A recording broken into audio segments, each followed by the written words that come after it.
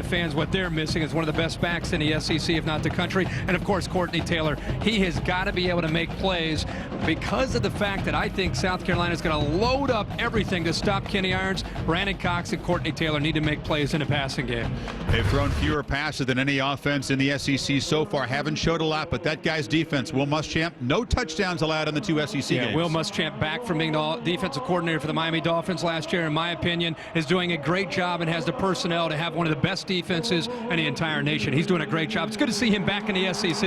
Now that defense will try to tee off on the old ball coach's offense, but this is not a vintage Steve Spurrier attack. He's going with Savell Newton, the quarterback, receiver, running back, now back at quarterback as a starter. But Steve's just trying to survive, basically, at this point. Well, you know, I was saying earlier to you, every time we come back here, Savell Newton's playing a new position. It's nice to see that he's recovered from an injury last year to his Achilles. But they say he's throwing the ball very well. Sidney Rice, one of the best receivers in all of the SEC, will have to have a big night. Keep an eye on number 4. And Jasper Brinkley on the other side as a defense and a middle linebacker for a defense determined to stop the run. He will be looking right into the eyes of Kenny Irons the entire night. The big guy has to play well. That defense is not big, but they are speedy. There was a brief rain shower. No rain right now. The Tigers and the Gamecocks coming up from Columbia. Let's get back to Reese, guys. All right, football's most dramatic entrances. 2001 brings the Gamecocks into Williams-Brice Stadium for this collision with the number 2 ranked Auburn Tigers.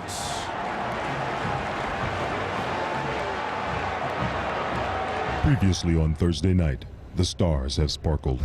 Hand off the end. Johnson, he might go. Look him go. And he scores. Oh, mama. Hand off to Slayton. And here he comes. Takes the ball to the sideline into the 10, to the 5, end zone. An incredible run by Slayton. Calvin's out there, and it's caught. That makes a move. He's done it again. Touchdown, Calvin Johnson. Holy smokes. Tonight's episode stars Kenny Irons, who leads number 2 Auburn on the ground, and Sidney Rice, who's the heir apparent here in South Carolina. Will Iron prove his mettle, or will Sidney help the old ball coach steal the show? It's number 2 Auburn versus South Carolina now. Two teams that win with defense, but these are the offensive stars. Rice coming off a 5-touchdown game against Florida Atlantic. Kenny Irons sat out Saturday's game with a turf toe, but he is extra hungry and raring to go tonight. With more on that, we go to Aaron Andrews on the field.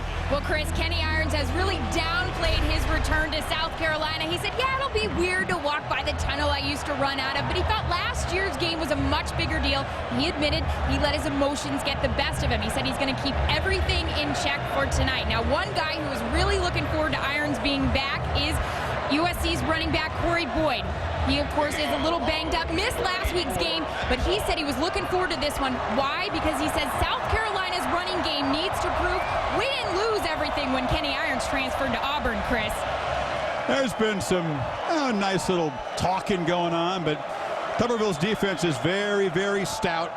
2 SEC opponents have not been able to crack the end zone. Auburn won the toss, deferred to the second half. So South Carolina in the red home jerseys to get the ball first, and this is very predictable. The ball kicked over the hedge by the Auburn kicker there. Nothing but touchbacks when the Tigers kick off. So we're going to see South Carolina with this crowd, this atmosphere behind them, see if they can do something on offense against a very tough defense early on. Yeah, the obvious thing early in this game, if you're South Carolina, is to get off to a fast start. They've got to be able to make some good plays for themselves, get the crowd into the game or keep them in the game, and get themselves to believe that they can play with one of the best teams in the country. All eyes on that offensive line of South Carolina. It's tough sledding in the SEC to start 2 true freshmen. And there is Savell Newton, chosen for this job tonight because of his mobility, Kirk, because he's got a better escapability than Blake Mitchell, the opening night starter. He'll hand it off. Very first carry of the game goes to Mike Davis, who's spelling Corey Boyd. Boyd a little bit gimpy. But we will see Boyd coming up. That offense, we talked about it.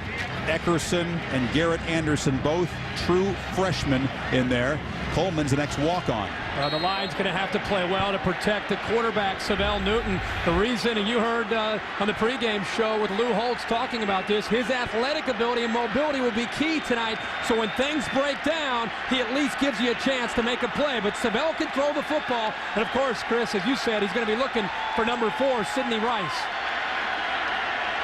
Second and long after the loss of 3 by Davis on first down, and Newton takes off on a design run. Little stutter step, shows the quick feet. Nice gain, but it'll set up third and long. Eric Brock, the strong safety, there on the stop. Irons and Lee, the corners, are very good, and they'll draw the assignment of containing Sidney Rice tonight. And a South Carolina player, Andy Boyd, the tight end, boys, had a shoulder injury and really missed the start of the season. Just his second game back, and he appears to be favoring that as he comes off. Well, hopefully he's going to be able to come back. But Will Muschamp, the defensive coordinator from Auburn, is doing just a great job of coordinating the defense. Spent so much time with Nick Saban at LSU, followed Nick to the Miami Dolphins, was the coordinator last year, the defensive coordinator for Miami last year, but has come back to college and is made for the SEC. Grew up in the South, played for the Georgia Bulldogs, and knows this conference as well as anybody. It's great to see him back. He's got a great unit, Chris. Well, on third and long, Auburn opponents have not fared very well this season at all. It's been rare when they've been able to convert, and on 3rd and 7, there is a whistle on the play. Did he get the snap off in time?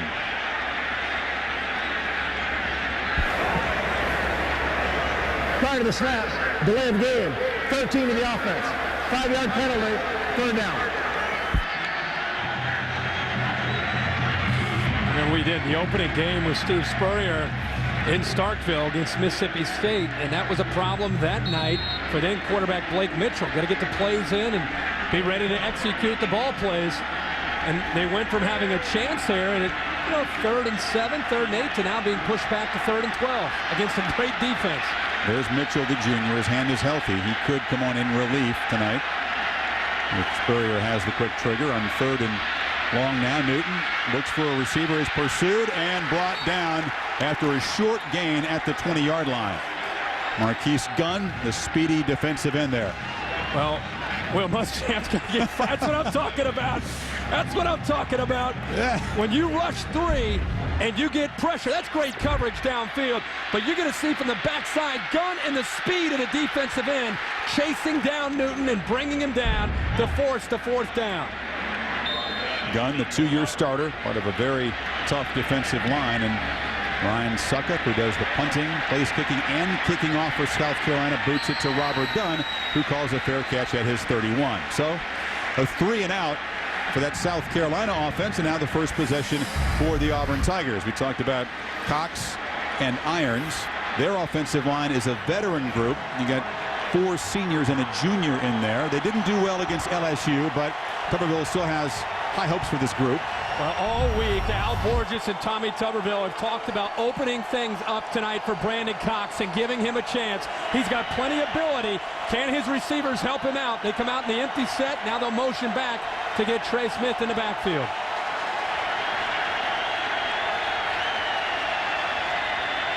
Short drop, and the lefty fires over the head of Courtney Taylor into the bench there. So this South Carolina defense, which is not at all big but plays bigger, will have to be very tough up the middle. That means Jasper Brinkley, the twin brother of Casper.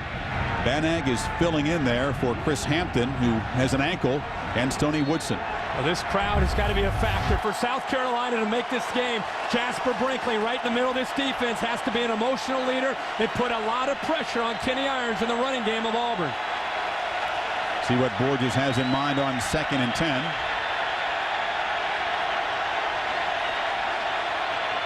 It's a toss to Irons. He's got blockers out in front. He's got the corner and a first down for Kenny Irons. That's the kind of run he wants to get his homecoming game going back here in Columbia. 14 yards. You can see the athletic ability of the offensive lineman. Watch him pull around to lead Kenny Irons.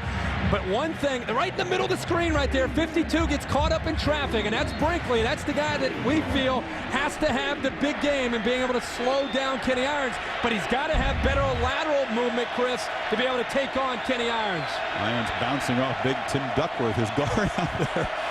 So 14 yards and the first down at the 45. Little play action fake, and Cox flips it to a wide open receiver. Gabe McKenzie, the tight end, snuck out there, and he has a big gain down to the 30-yard line of South Carolina.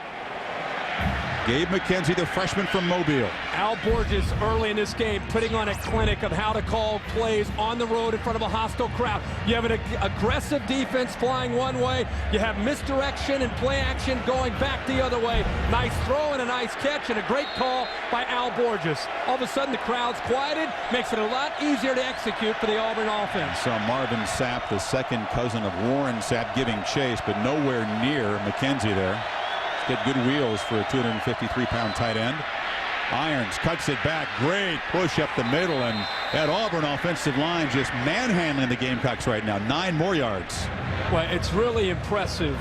After the play action, you go back to the strength of it, and that's running the ball. And the Auburn offensive line high-fiving in the huddle. They're confident. And what a great push up front. This is the amazing thing, Chris, is you have 8 or 9 defenders up in the box. And Al Borges told us this week, even when they know we're going to run, we still have to be able to run because that's what we do. That's our strength. Irons lines up behind Carl Stewart, the fullback. Meets the workhorse one more time, and knifing into the secondary. Inside the 10-yard line goes Kenny Irons. Stoney Woodson, the free safety, eventually there for the stop. But this Auburn offense, which has been slow starting at times this year, Kirk, just rolling down on its first possession. Just look at the offensive line and look at the technique and the strength and the way they're able to push people out of there. Carl Stewart, the fullback, who's a tailback playing fullback, really has bought into his job to get in there and leave things open for Kenny Irons. Just a nice drive so far here for this Tiger offense. Punching it into the red zone hasn't been the easiest thing for Auburn so far this season. They pitch it to Irons, and he is tracked down there on the far side. Marvin Sapp on the tackle. They've kicked a lot of field goals, especially early in games. They've moved the ball pretty well, but settled for 3 and not 7. Well, you're going to see some play action down here. I think they feel that they've got to be able to throw the football when they get down in this area. But, Chris, that last play, that's what South Carolina has to do. Is if they don't have the size to match up front, they've got to be able to chase things down from behind with the speed of their linebackers. Irons the lone setback. Takes the handoff. Good job grabbing an ankle by Jasper Brinkley to slow down Irons. He picks up just a couple. That time Brinkley was able to make the play, and Chris, you said it, he just barely able to hold on, but he's able to get some penetration, able to get through that offensive line and get a hold of that right ankle of Kenny Irons to slow him down. That was a nice play.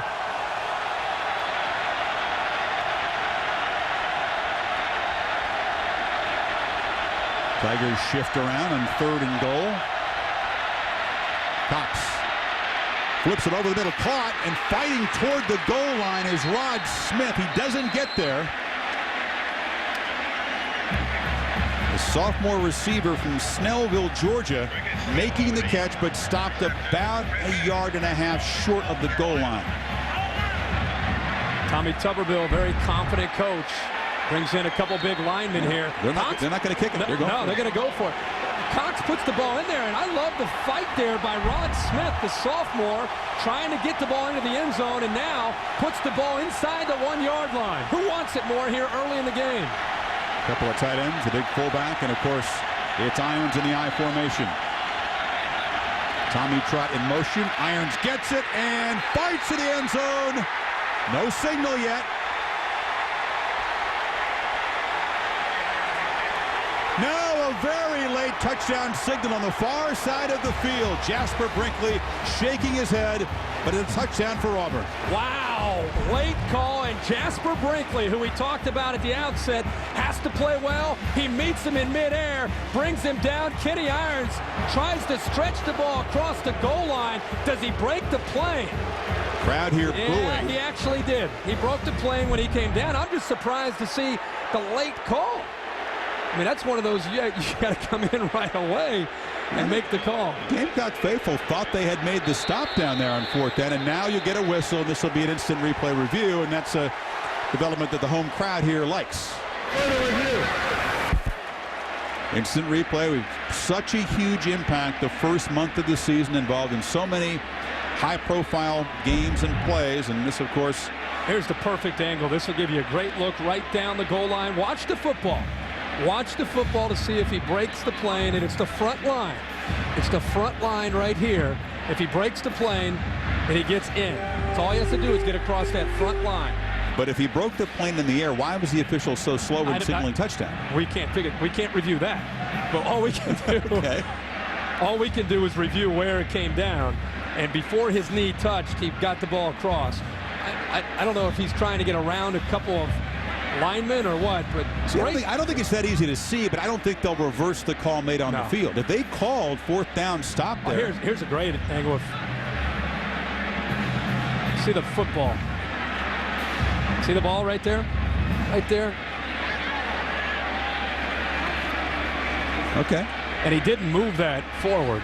And it, again, doesn't have to go all the way across the line. But they were methodical to signaling touchdown. He ran all the way. That was the angle that the official eventually signaled touchdown. Yeah. After further review, the play stands as called on the field. Touchdown. So Spurrier's team in a hole as Auburn marches down the field in its first possession, a touchdown drive of almost 70 yards. 9 plays. Talk about balance, 38 on the ground, 31 through the air. That's the offense, I think, that a lot of the Auburn Tiger fans have been waiting to see, where you see the great balance of Al Borges' offensive scheme. John Vaughn remains perfect on the season, 15 for 15. Then, despite the protests of the home crowd here, Irons, back at South Carolina, has put the Tigers on top 7-0. Like the quarter this year, slow start in the opener, slow start against LSU. Not so much tonight. Not so much, no. Not so much. Well, obviously, that was a big emphasis for Tuberville and Al Borges to be more aggressive early, jump on the lead, get the crowd quieted. What a great opportunity for them to showcase their team during this debate about who's number 2, who's number 3, who's number 4, and they're taking that very seriously. Matt Clark once again boots the ball way out of the end zone. He is a touchback machine, and so South Carolina, after the 3 and out in its first possession, goes back on the attack, but on a 7-0 hole, and we'll see what Seville Newton, and more importantly, that very green offensive line of the Gamecocks, starting 2 true freshmen, can do against a very stout and nasty defense. Let's say that again in case people miss that. 2 true freshmen and a former walk-on at center. Yeah. And there's nothing but veterans on that Auburn side. This is a nice pitch and a catch by Kenny McKinley, the other receiver in the Gamecocks, about a 6-yard gain. Kenny McKinley is also an ex-quarterback. He shifted in 2005 over to the receiver position. Well, it's nice to see Kenny McKinley make some plays to take some of the pressure off of Sidney Rice. Sidney Rice has to be a big factor tonight, and I will be surprised to see Auburn, who's known as a man-to-man defense, will they leave their corners isolated one-on-one against Sidney Rice? You know what Spurrier told us yesterday? He was going to dare Tuberville to do just that. There's Davis carrying for first down yardage across the 30-yard line, so the Gamecocks baby steps here for this struggling offense, a first down. He said, I'm going to tell Tommy, I don't think you've got the guts to cover Sidney one-on-one. What the heck? He thought he might play his head that way. Yeah. He's like challenging his manhood. I don't think you have the courage.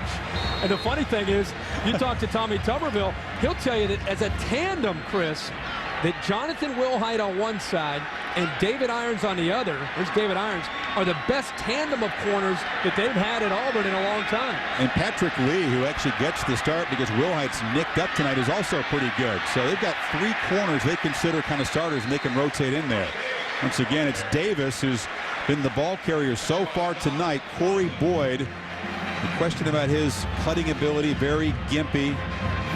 And if he can go, that's even another major obstacle for this Gamecock offense to overcome tonight. Well, if you take away Corey Boyd, who I think both of us walked away with a very strong impression of that opening night at Starkville, it comes down to Kenny McKinley on the outside and, of course, Sidney Rice make plays along with Seville Newton scrambling. There'll be a flag as Auburn jumped across before the snap.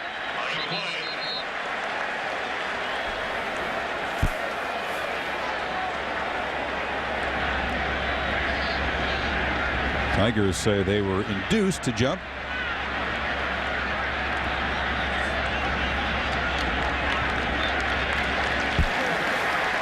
Part of the snap. Offside. 54 to defense.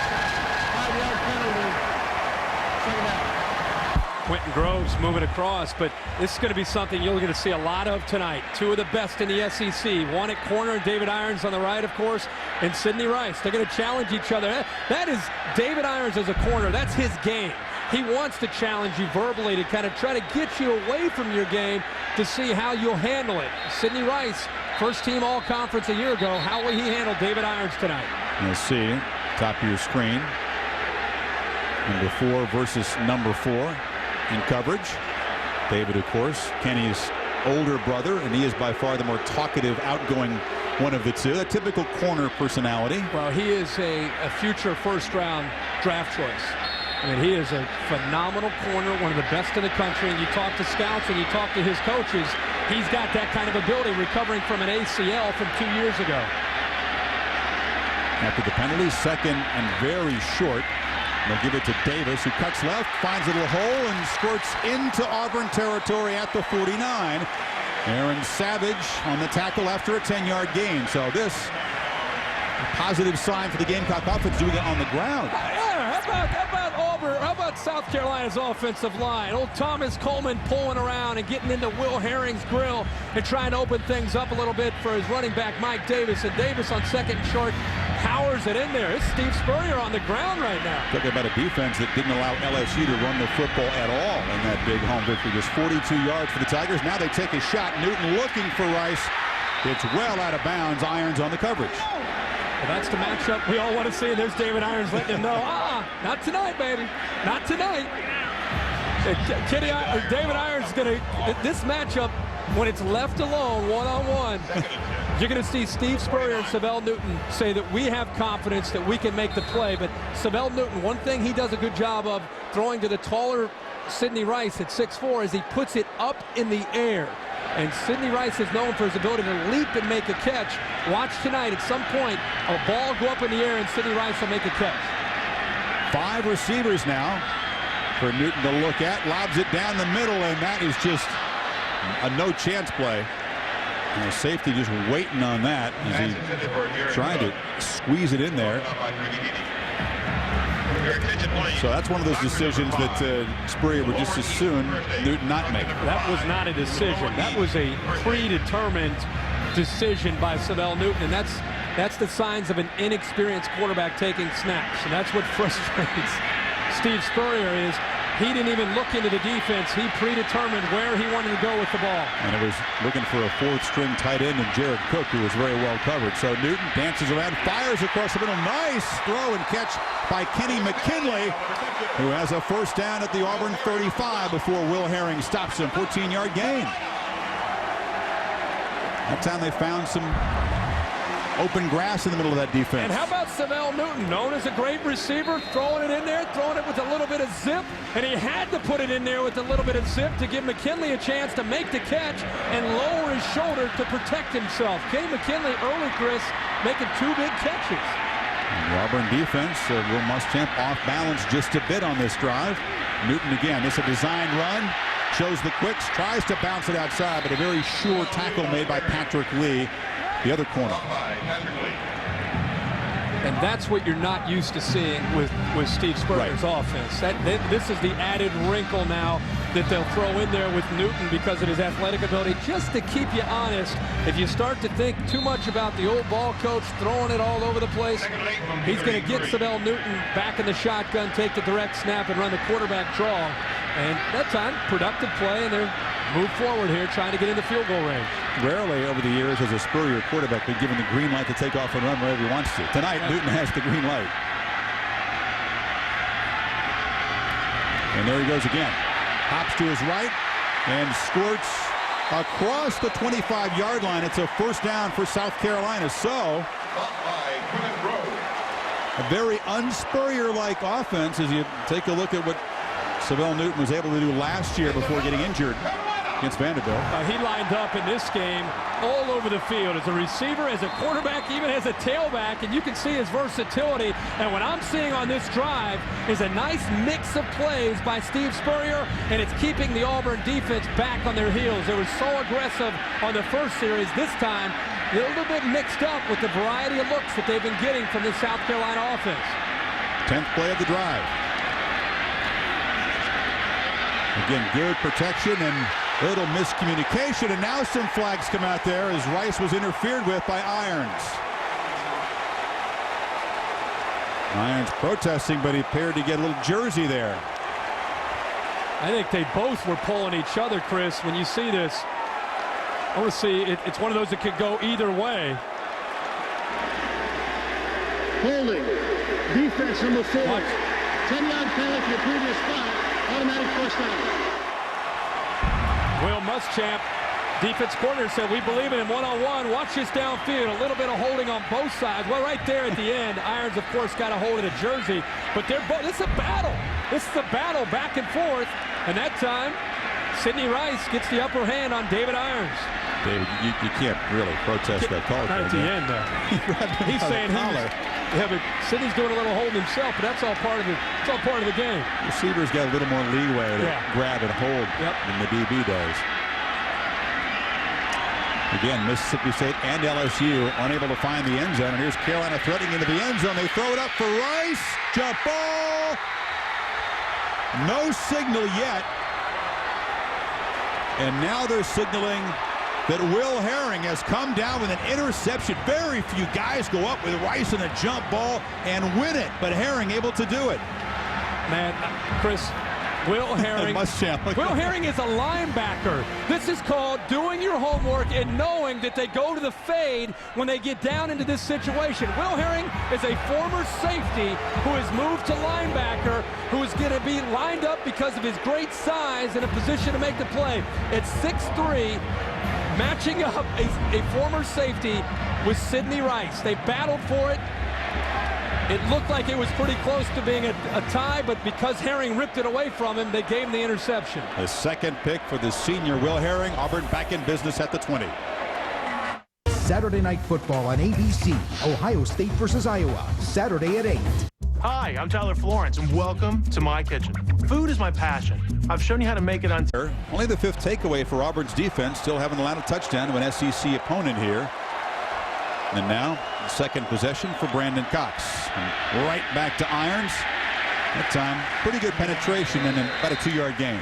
Again, Chris, I can't say it enough. Will Muschamp moving his linebacker over top of one of the best receivers in the SEC, former safety. He just out-muscles him, uses his body to get into better position. But interesting, once they got down inside that 15-yard line, they knew that one of the better play calls for South Carolina is the fade, and they moved a bigger body in Will Herring over Sidney Rice. Think about that. Worked out perfectly. You know you're going to throw the fade. You move the linebacker over. 2nd and 8. Cox thinks about running. Now fires incomplete. Had a chance to run at the last minute. Chose to try to find Irons along the near sidelines. Threw it too high. I know you look at the picture. You see 3rd and 8. You're thinking, all right, it's a 3rd and 8. But when you're South Carolina and you're at home, and you're playing the number 2 team in the country, and it's early in the game, and you're trying to stay in the game to believe you have a chance, and you're trying to keep your crowd in the game, Tyrone Nix and the defense need to step up right here if they want to try to stay in this game. This is a big play early in this game.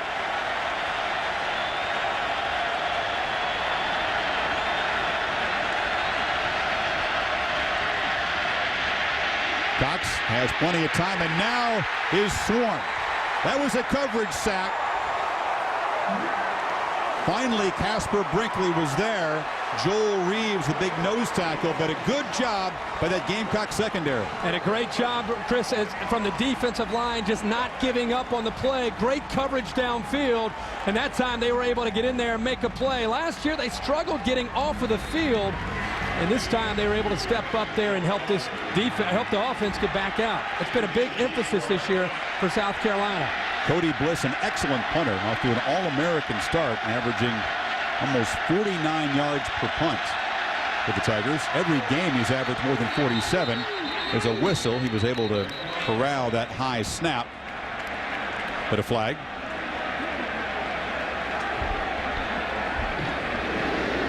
Prior to the snap, false start. 54 of the offense. 5-yard penalty. Still 4th down. So Bliss will need to unload kind of big bomb that he's been producing so far this season, or else South Carolina will get great field position here. But the entire Auburn kicking game, from Bliss to Vaughn, place kicking, Clark kicking off, that's the best trio of kickers in the country so far this year.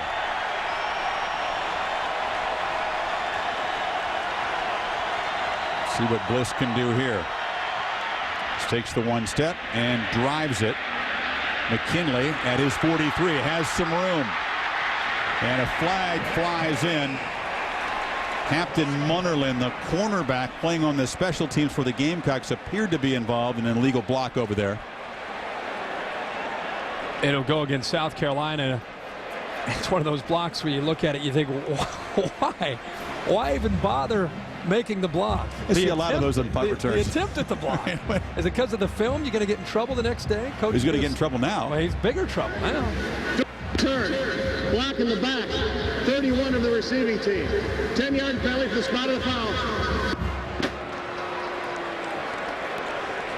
It's still pretty good field position, but it won't be as good as it might have been. Now they get not Captain Munnerlyn. They're able to get Danny Perry on the penalty. See what's on the Applebee's weekend menu. We'll take a look at that menu later on. It's on the menu right now for South Carolina. The third possession now at their own 45-yard line. After the penalty, still pretty good field position. And Newton scrambling, trying to buy time, and now he'll slip down for a huge loss of almost 10 yards. Aaron? Chris, it's amazing how Auburn's defensive coordinator, Will Muschamp, literally fell into the Tigers' lap. Now, Will Muschamp followed Nick Saban, who was previously with at LSU, to the Miami Dolphins. Left after last year, and Will Muschamp described as he told us he was at the Senior Bowl, and he heard that Auburn was getting rid of their defensive coordinator, and he sent word to Tommy Tuberville, hey, if you need me, I'm interested. Tommy Tuberville only picked up the phone once. Chris, I'll send it back up to you. Muschamp's defense giving up a long pass to Sidney Rice. So on 2nd and 19, that's a long shot conversion. They're able to do it. Muschamp, yeah, the third defensive coordinator in 3 years, but a guy with a great reputation, Kirk. Well, he does have a great reputation. I was surprised to see on that play on 2nd and long, he this time left Will Herring off the line of scrimmage, matched up against Sidney Rice. Sidney Rice, because of his size, usually a guy you at least want to try to get a hand on to try to slow him down. And again, right now in the slot, the bottom of the screen, nobody on him. Confusion on Auburn's defense. Finally, Herring moves over on Rice in the slot. Newton's pressured and a lot of room. Sybil Newton juking and finally brought down at the 30.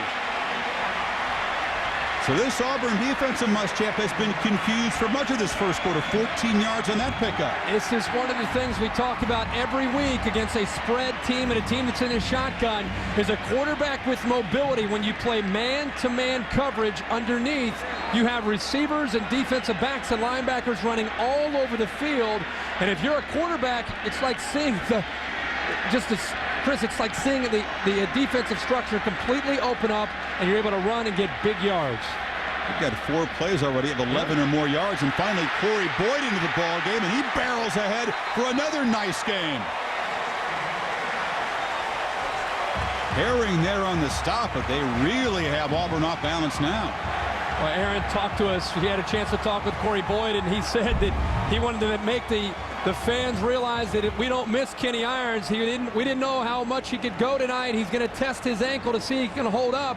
But that time, some tough running inside between the tackles for another big positive gain for South Carolina. That'll be the final play of the first quarter. Auburn, with a 69-yard touchdown drive, has the 7-0 lead, but some very positive signs for the underdogs from South Carolina. Already 96 yards on this tough defense in the first quarter.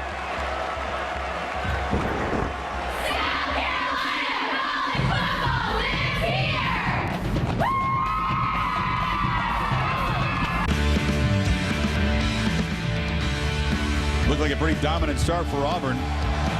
3 and out against the Gamecock offense, and then the long touchdown march capped by Kenny Irons' short run.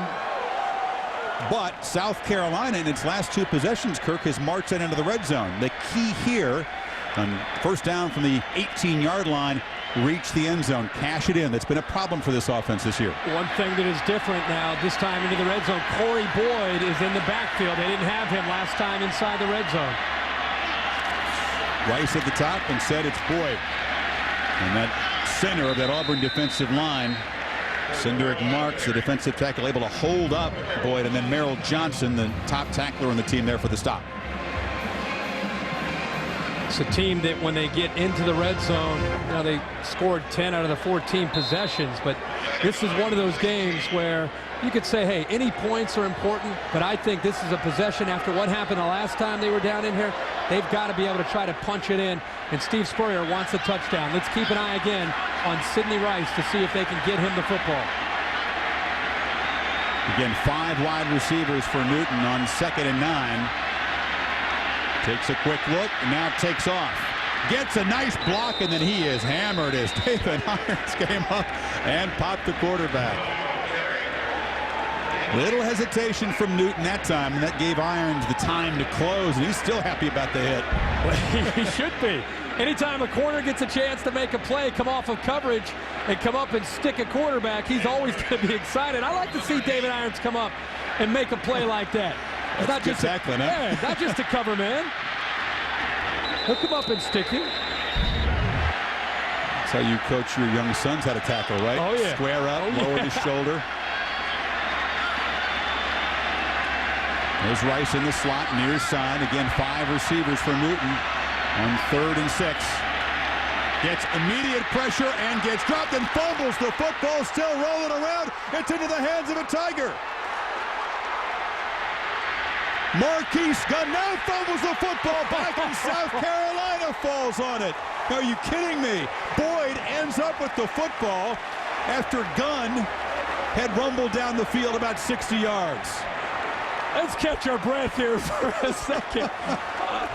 First of all, Savell Newton looking to Sidney Rice, but the pressure gets to him well before he has a chance to throw the one-on-one coverage. Nice job by Will Herring, but it's Gunn who not only strips it and picks it up, but watch Corey Boyd making a run from the backside. He makes the tackle, and then a big hit. He stole the ball. Just ripped it out of his hands. Anytime a defensive lineman has to run more than 10 yards, you've got a shot, because he's not used to that. You've got a shot to have an athlete come up and rip the ball away. Great effort by Corey Boyd. First of all, not to give up on the play, and then to strip it to give it back to his team. And Jamon Meredith, the big tackle, knocked Gunn down after Boyd had stripped him. But bad news is they lose about, 60 yards in that exchange of turnovers and got to march all the way. But a nice positive gain on first down for Davis. Here it is again. There's the effort getting downfield, coming out of nowhere, and then just to rip it out of there, and then to dive and make the recovery. And again, the big hit on Gunn by not often does an offensive lineman get to take a run at a D lineman like that. Oh, yeah. It's payback time for Meredith. He's laughing about it, but yeah, they could have set Auburn up. He's done for a series. He's done. Oxygen.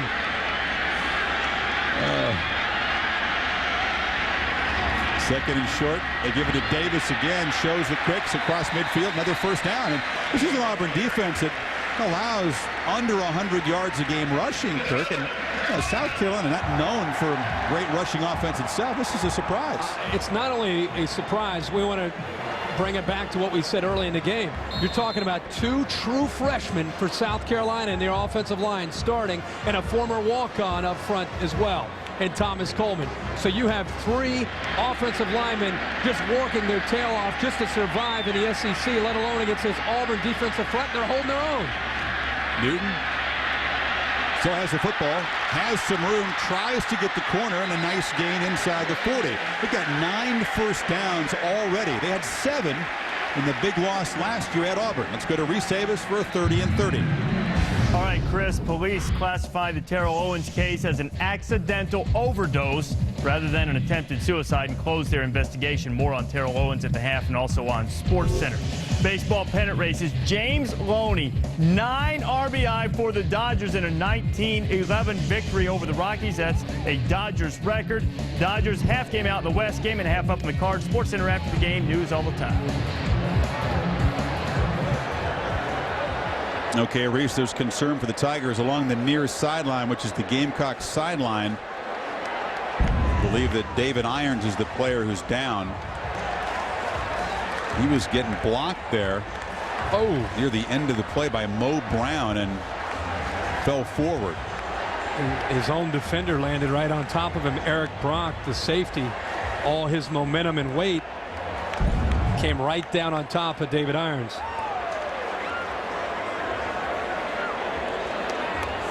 And brother Kenny looking on. Very, very close-knit set of brothers. So the senior from Decula, Georgia, still being attended to on the near sideline. We'll come back after this.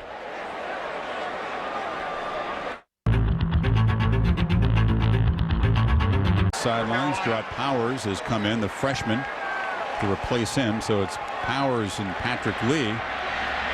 Neither corner. The regular starter for Auburn in there now.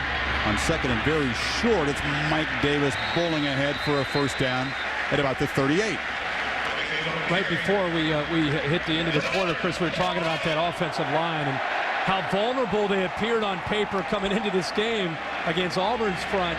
And into the first series, it looked like, they might be in trouble. But since then, Steve Spurrier's made some adjustments, and it's not just the old ball coach in the shotgun throwing it downfield. South Carolina's gotten physical in this game. They've actually run the football 18 times, and their offensive line is holding their own against a very, very dominant defensive line from Auburn. And now it's the freshman Powers guarding Rice, bottom of your screen. Instead, it's a handoff to Davis, and he's mauled inside there by Christopher Browder, the backup defensive end. So with Irons out of there, they've got to go with the freshman Powers on Rice. They had good coverage look there in the right side of the formation, chose to hand it off on first down. Well, when you have a young player that comes in, and Irons going to come back out, but when you have to play a young player out there, you have to protect him with the safety, which allows you to either run the football possibly with Savell Newton or just run the power with Corey Boyd. But David Irons now back in for Powers. On second and 9, Newton pressured and hauled down for a big loss. Once again, the pressure coming up the middle, and it's Marquise Gunn. He's making life very tough right now for Spurrier's offense. Well, Saturday night, leading Heisman candidate Troy Smith and the Buckeyes head to Iowa City to battle Drew Tate and the Hawkeyes. Might be Ohio State's toughest test of the season, at least until Michigan comes to the shoe. Saturday Night Football presented by Southwest Airlines, 8 Eastern, 5 Pacific on ABC. College football lives here. Game day will be coming to you from Iowa City, 10 o'clock Eastern time on Saturday morning. So 3rd and 17 now for Newton. The Auburn crowd in the far corner making some noise. Newton fires quick, near side, it's McKinley, and a little screen, and he spins and twists, and a great effort. He will not get the first down, stopped at the 33, which will be about 4 yards shy. But a real positive play gives Spurrier a chance to think about going for it down here. He's going to try to get some points. All right. It means that Ryan Suckup, a very steady field goal kicker, was 6 of 7 on the season. We'll try it out here. Got to get the Gamecocks on the board. He's from 49, Chris, here, and he was hitting 55 in warm-ups, so he has plenty of leg.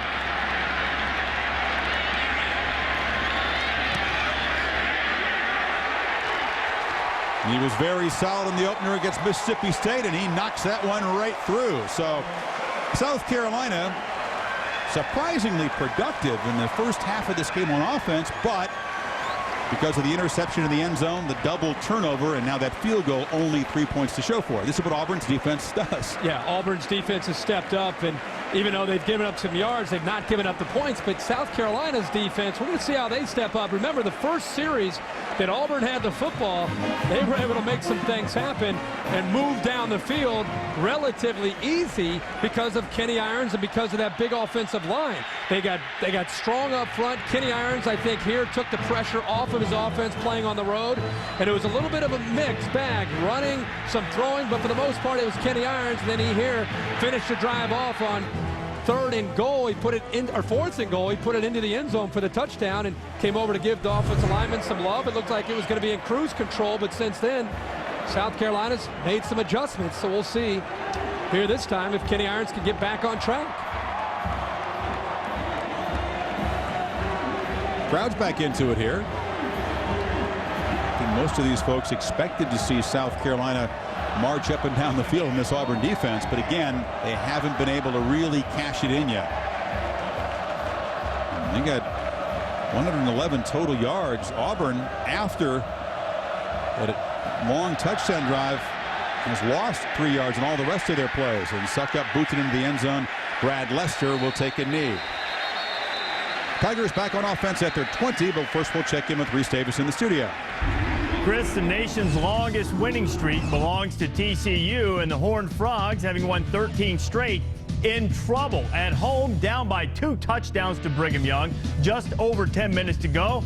Should the Horned Frogs fail to rally, the nation's longest winning streak will be 11, held by Ohio State and West Virginia. Well, well, well, that's a surprise.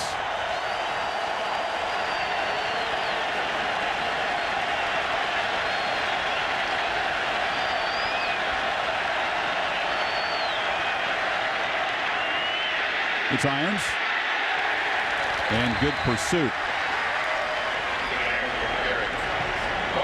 Marvin Sapp's been tough.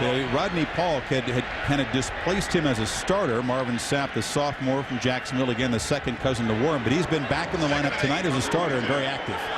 This whole defensive front's going to have to be active. Tyrone Nix telling us yesterday that we have to put 8 and sometimes 9 at the line of scrimmage to stop Kenny Irons. We want to force Brandon Cox to throw to his inexperienced receivers to see if they can beat us by throwing. Rodriguez and Taylor, the receivers to the near side. Cox looking that way, but never gets a chance. Lemuel Jean-Pierre, the defensive tackle there for the sack. Well, confidence now in the Gamecocks on both sides of the football. Confidence in the crowd helping out, being a factor at this point, and that's what you have to do if you're South Carolina. Stop them when they're in the run, and then this time just overpowering Auburn's offensive line. Jean-Pierre going right through him. Did he get the face mask? Hard to see there, but he gets away with it, a no call, and now 3rd and long for Brandon Cox. Joe Cope, the center, just got manhandled there by Jean-Pierre. Cox fakes the handoff. Looks deep downfield and flips it. It's complete. Rodriguez makes the catch, and a clutch conversion by Cox on 3rd and long. Now, my friends, that is Brandon Cox in a nutshell. 3rd down, all the momentum in the world favoring South Carolina, a crucial down. And this is when I fell in love with Brandon Cox, Chris, a year ago. 4th and 10. Game on the line with 2 minutes to go. He throws a BB downfield to a receiver who takes it all the way down inside the 5-yard line, and eventually the game-winning score. Brandon Cox has great poise, and he illustrated it right there on 3rd and long on the road. Great pocket presence, great vision, all the intangibles a quarterback needs to have. And this is Irons cutting it back, still dancing. Kenny Irons muscling inside the 45 of the Gamecocks. All right, that's back to plan A. Carlos Thomas, the corner, eventually with the stop. Isn't it amazing what a conversion on 3rd and long can do for an offensive line? They go back to their wheelhouse, which is being physical and running the football. Great cutback right there by Kenny Irons. He runs downhill so fast, and he's so physical that time he was into the 2nd level before the defense could even find him. 24-yard gain gives Irons 66 yards in the ball game.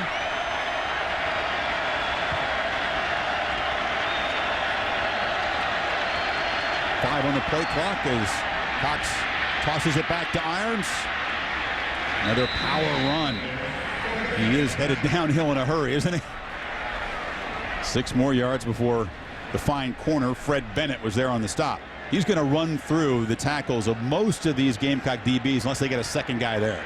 He's exactly right because of how physical he can be. Good job by South Carolina controlling him. Brandon Cox development. Again, that time you could see him controlling things at the line of scrimmage, making checks. He's really matured, and we'll talk about that after talking with Al Borges earlier this week. See, Chris, this is how he's changed. He's recognizing defenses a lot more this year, and they've given him more freedom at the line of scrimmage. Not much time. Checks to the run, and this is Irons powering through a big hole on the left side, now near the 25.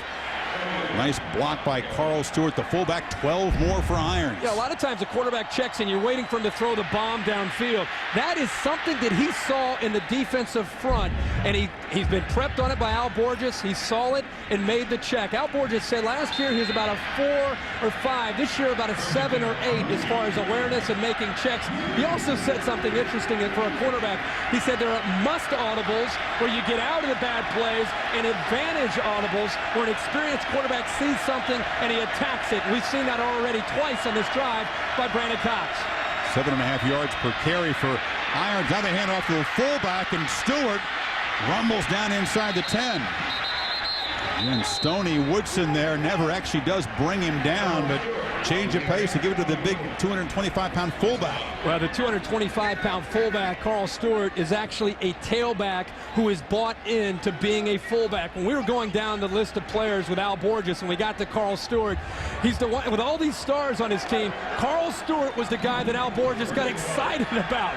He said, I love Carl Stewart because he's bought into the concept of being that tough guy in front of Kenny Irons, and he's a big part of the reason we're successful. You can see him in the open field there.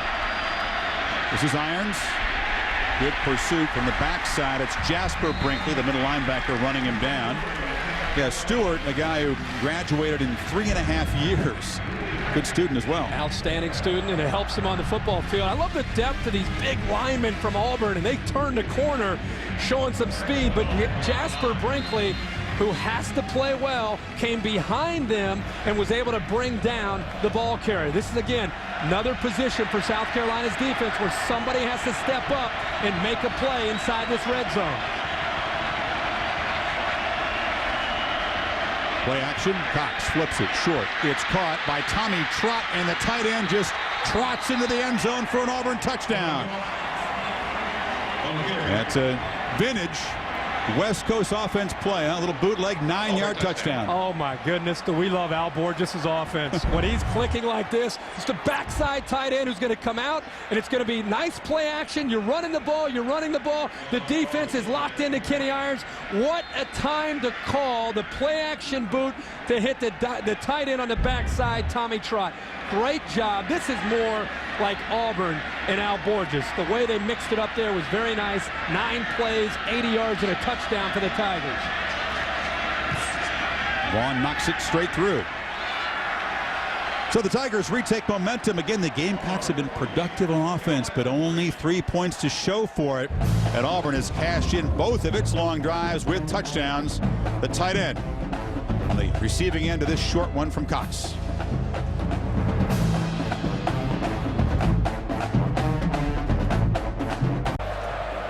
Guy George, one of the more colorful members of the Heisman Trophy family. He's to see him every year in New York City for the Heisman presentation. Our Under Armour advantage guy so far is Kenny Irons. Very tough to pile up Heisman-type stats as a running back in the SEC, Kirk. The last guy to win it in this conference at that position, a guy named Bo Jackson. So you face those defenses year in, year out. Gotta go back. It's tough. Yep. 1985. This is a rarity. This is a kick by Auburn that's going to be returned. Matt Clark, the touchback specialist, instead boots it short. Josh Hebert bringing it back for the Gamecocks. He'll start at about their 23. Well, let's see what Savell Newton can do here. He's had a lot of success. This offense has had some success, and this is a big drive for him in this offense. Yeah, they've had success, and they should have some confidence, but they find themselves now down by 11 points, and 4.5 to play before halftime, a chance to try to do something here. This drive is huge because before you get to halftime, as well as they played, you'd hate to be down 14-3, if not worse. Nice in the slot at the top of the formation. 4 receivers for Newton. Quick drop, fires near side and fires over the head. They try to get it to Robert Pavlovich, the tight end. They've been putting the tight end in the slot a lot tonight, Kirk, trying to get a little mismatch, but they're not the greatest receiving tight ends. No, not necessarily. I think McKinley at one side and Sidney Rice on the other are who they have to get the ball to, but you can't do it every time. My favorite play so far has been if the receivers aren't there, Savell Newton just scrambling and making plays and making things happen with his creativity. Rice covered by iron single coverage, bottom of your screen, but Newton just takes off. A little hesitation, and the Auburn defense didn't need much time to get there. Herring closing in, delivering the hit, but it was Marks with a hand around the ankle. You can't hesitate too long against that defensive line. They will close in a hurry. They sure will. They've also made some adjustments in how they're now coming after Savell Newton. You can see that the yardage and that last drive really helped Auburn when it comes to their total yards, going 80 yards and getting that second touchdown. This has been just a formula for disaster against Auburn. 3rd and long this year. This time Newton flips it, and it is complete, but not enough for a first down at the 34. There's a flag down near side of the field as well. We got to sort some things out. Did he make the catch, first of all, and then what the flag is all about? It's not first down yardage where they're standing right now at the spot.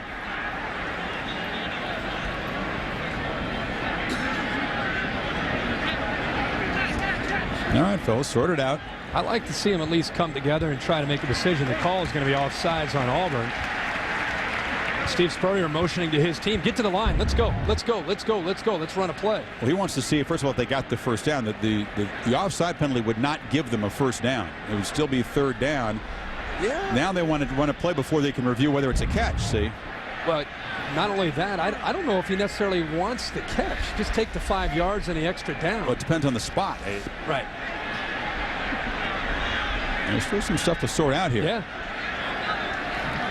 Now we're going to talk about it. Yeah. Going to get together. We'll figure this out. I mean, is it a catch? If it's a catch, where's the ball spotted? Timeout for measurement to see if the results of the play is a first down. That'd be a good idea before you decide if you're going to take the play or not, right? Right. I just have so much faith in our yellow line here that it looked like they were short, didn't it, by the yellow line? You're the guru of the yellow line. Yeah, see, look at that. I mean, Thursday night yellow line is to the exact inch. So you got 4th and an inch, or you could take the penalty, and it'd be watch the yellow line. Watch 3rd and about 4. Yeah, nice job by Rice trying. See this ball? It comes right, just short, right there, an inch short of the yellow line. So now you've got a decision, as you said, on what he's going to do. 4th and an inch. What'd you do? Would you take 4th and an inch? I'd take 4th and an inch, and with Savell Newton, take the quarterback sneak. I like my odds with that. Steve Spurrier's a gambler. He's playing a number 2 team in the country. It's a tough call. I'm glad I'm not making it. Repeat 3rd down. Okay, he's going to take 3rd penalty. down. He likes his odds of trying to make a play here. I don't think he wanted the decision of having to go for it or not on 4th and about 3 inches there against Auburn. No. Because if you don't get it, if you're going to do the Corso method and always think about the worst case scenario, if you don't get it, you're in deep trouble. Yeah. Auburn a chance to punch it in for an even bigger lead before halftime. Now it's 3rd and 4. It's a little tougher to execute here. Yeah. To try to pick up this first down. We'll see.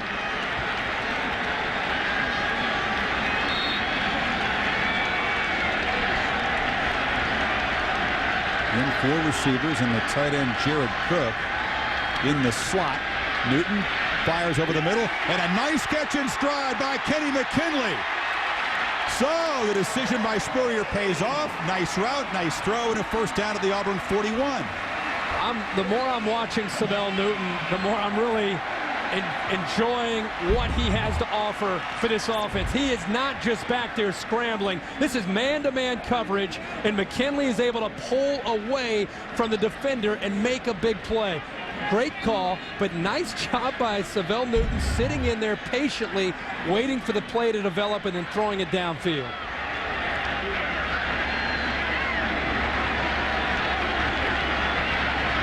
So it has been good distribution of the ball, not just all Rice in the first half, looking for other receivers. This is Corey Boyd, the tailback.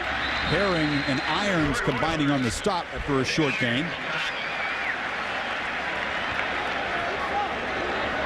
Ultimately in the SEC, you're going to have to find other weapons because Rice is going to be the focus of every defense in this league, and it's not Florida Atlantic out there, which is helpless to stop him last week. Obviously, Will Muschamp's defense is locked in to Sidney Rice to take him out, and the health so far of Corey Boyd has taken some of the pressure off, along with Kenny McKinley on the other side. And it's Boyd split out wide right here in this formation. Newton looked immediately at him. Now hesitates and has to chuck it. Boyd wanted the ball immediately, but good coverage by the Tigers.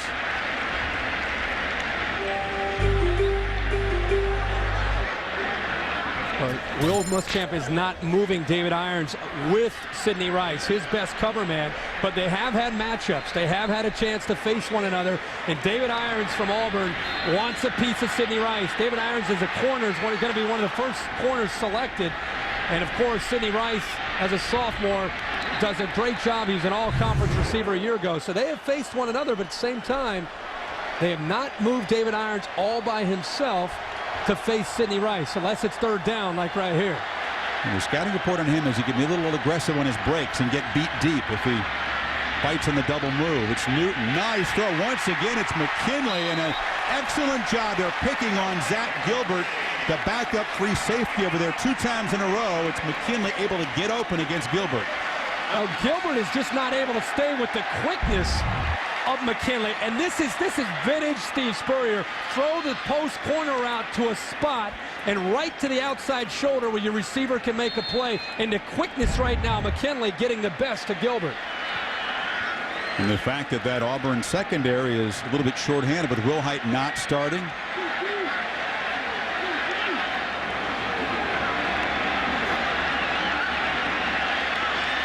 Now it's Rice at the top of the screen. Brown and McKinley on this side. Little hesitation, delay, handoff to Boyd. Nothing doing.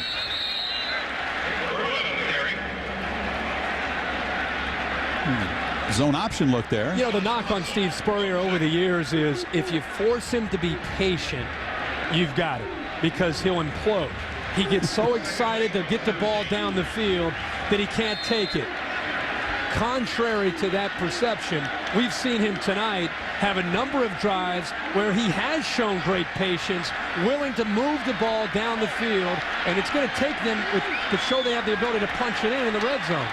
Rice in the slot. Boyd top of the formation to the left. Newton has some room, tries to make a move, spins, finally gets hammered at about the 12-yard line, loses his helmet. Hard hit with pursuit from behind by Quentin Groves and Gunn there. And set up 3rd and short. Clock inside of a minute to go now in this first half.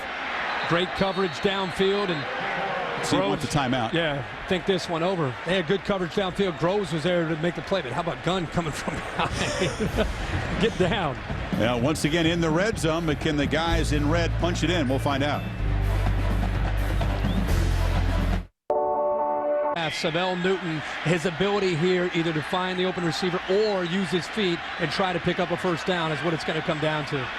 Again, Auburn has not allowed either of its first 2 SEC opponents to get into the end zone. And that would be huge for Spurrier's team if they could do it in the final minute of this first half. Newton flips it near side into the end zone. Touchdown, Kenny McKinley.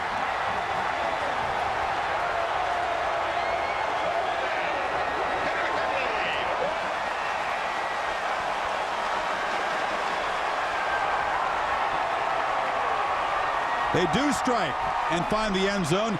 Rice may be the superstar, Kirk, but this drive was all about Newton finding McKinley against Zach Gilbert. And Zach Gilbert again is who Steve Spurrier's picking on. Vintage Steve Spurrier, post corner down in the red zone. Throw the ball away from the defender to a spot and let Kenny McKinley have the confidence in him that he can beat his man and get to the outside. A nice route and a nice throw by Savell Newton. We're going to review the play. Ruled a 13-yard touchdown catch for McKinley. He's got a career-high 6 catches right now. Rice only has the 1 catch Let's see what they might be reviewing here. Possibility of maybe juggling the ball as he's coming down. Maybe the hand touching the ground, but he secured the football very easily. That is definitely a touchdown. Yeah, I don't know what they would actually be looking at right there. Catch, boom, foot down, ball maybe down. The only thing they could be looking at is if when he came down, did he use the football to support himself as he came down? But the ball never touched the ground. He secured the ball all the way. But they're taking another look. That's all right. Well, we beat up with the replay system. It's okay with me if they're going to be cautious. I don't have a problem with that. Sure. But that's clearly a touchdown. How about McKinley stepping up? We've talked so much about Sidney Rice. But that drive alone, he and Savell Newton were in sync. And that time he's able to go up in the air, high point the ball away from Gilbert, who really struggled on that drive in the matchup against Kenny McKinley. Yeah, that's something the Muschamp obviously in the second half is going to have to look forward to. How to get Gilbert off that matchup. So finally, that Gamecock offense. After further review, the play stands as called in the field. Finds the end zone, 28, 17, and 13 yards. Receptions from McKinley on that drive. Boy, that is great to see him stepping up. Corey Boyd, all of a sudden this offense is starting to take on a little bit of a different personality. Old Steve Spurrier may be hiding some things. Aaron, you're going to have to get to the bottom of that when you talk to coach at halftime. Suckup knocks it through. And so the Gamecocks, big underdogs tonight, hanging around. Very important drive just before halftime. And Newton, he has stepped up. He makes plays, Kirk. That's why he's in there.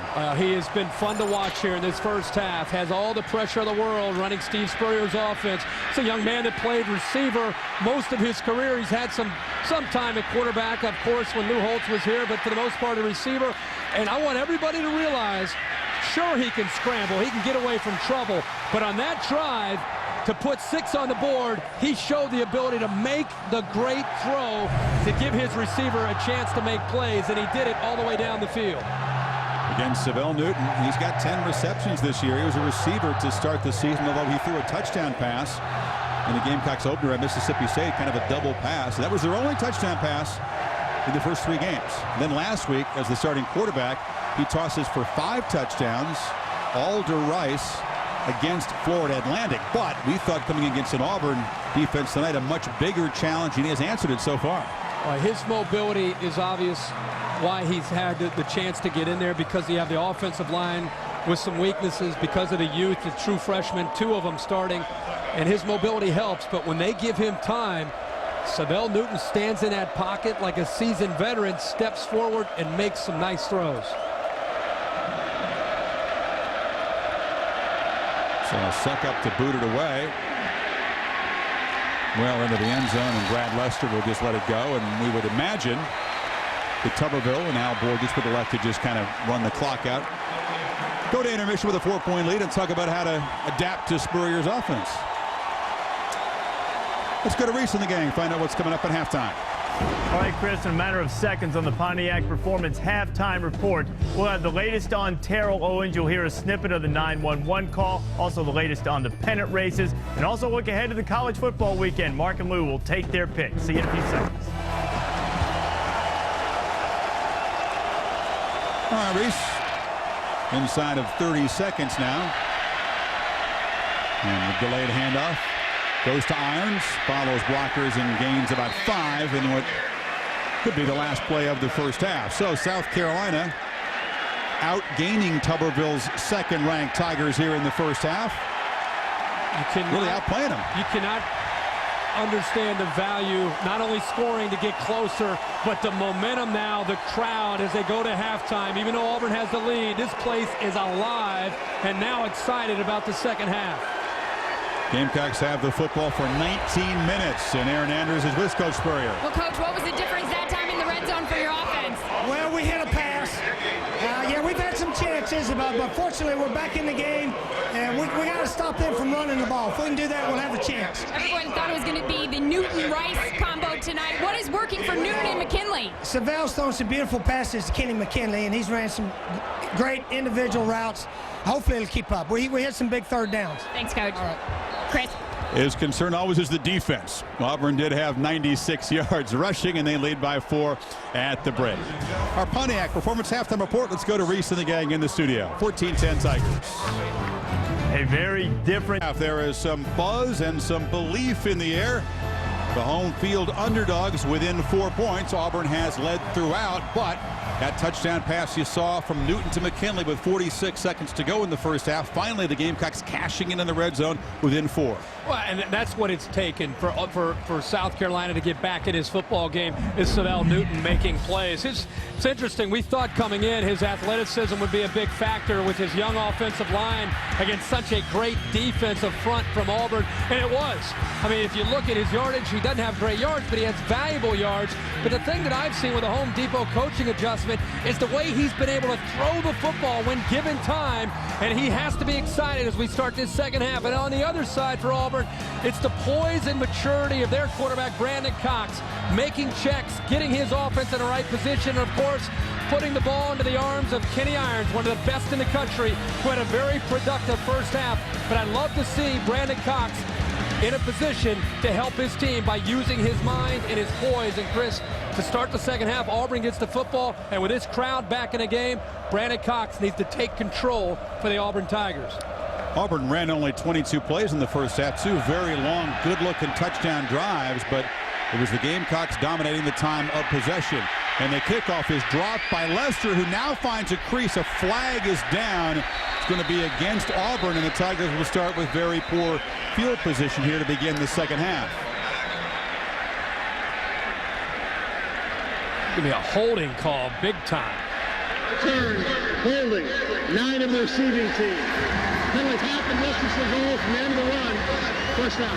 Let's see what Tommy Tuberville told Aaron Andrews at halftime. Aaron? Chris, Tommy Tuberville told me he was happy with the offense, thought they ran the ball really well. I said, what has South Carolina figured out with their defense? He said, basically, he likes the way South Carolina is spreading the ball out. He said, Coach Spurrier is playing basketball on grass. He's throwing it, and the guys are catching it. He said, with Auburn's defense, they're out there way too long. They're going to concentrate on playing a lot better on third down, Chris.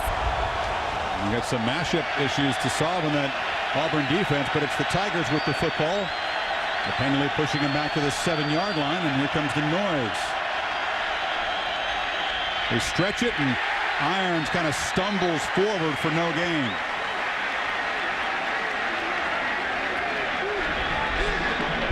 South Carolina loading the box, trying to outnumber Auburn's personnel with the offensive line. You cannot believe this.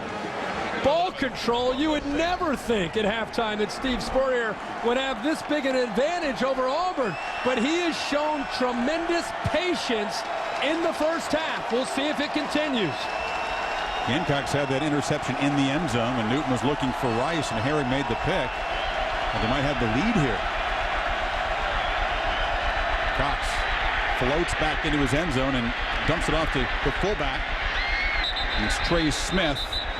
And again, a flag down far side of the field as the senior out of Venice, Florida, got up near first down yardage, but we'll check the marker.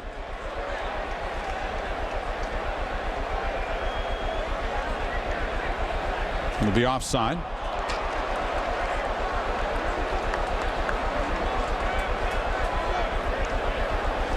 Patience and Spurrier. Those two words don't usually go together. Tuberville knows it, but that's been maybe by necessity here. He's found some things in that very stout Auburn defense that he can use, though, and they're shorthanded in the secondary tonight, and Spurrier taking advantage. Offsides, 55 of the defense. 5-yard penalty, repeat second down. You got Stanley Doty, the backup nose tackle. He'll accept that penalty. I think Doty was so excited he lined up in the neutral zone there and said no. So again, the crowd in this game right now. We'll see what happens here in this series. Again, let's watch the poise here, Brandon Cox. Courtney Taylor very quiet tonight, top of your screen. Just keep aiming.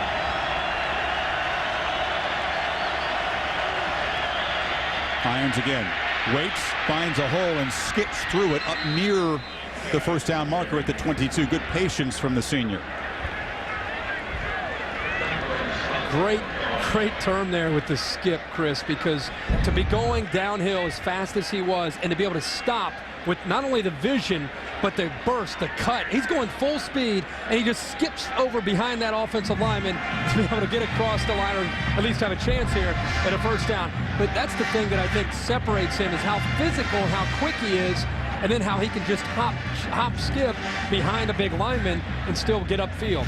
Think about how deep they were. Irons transferring over here, and here's a first down.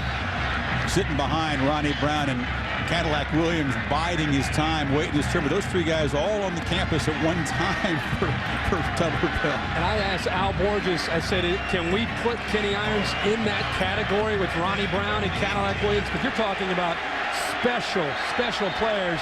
And he said he is at that level. Kenny Irons has a chance to be at that level.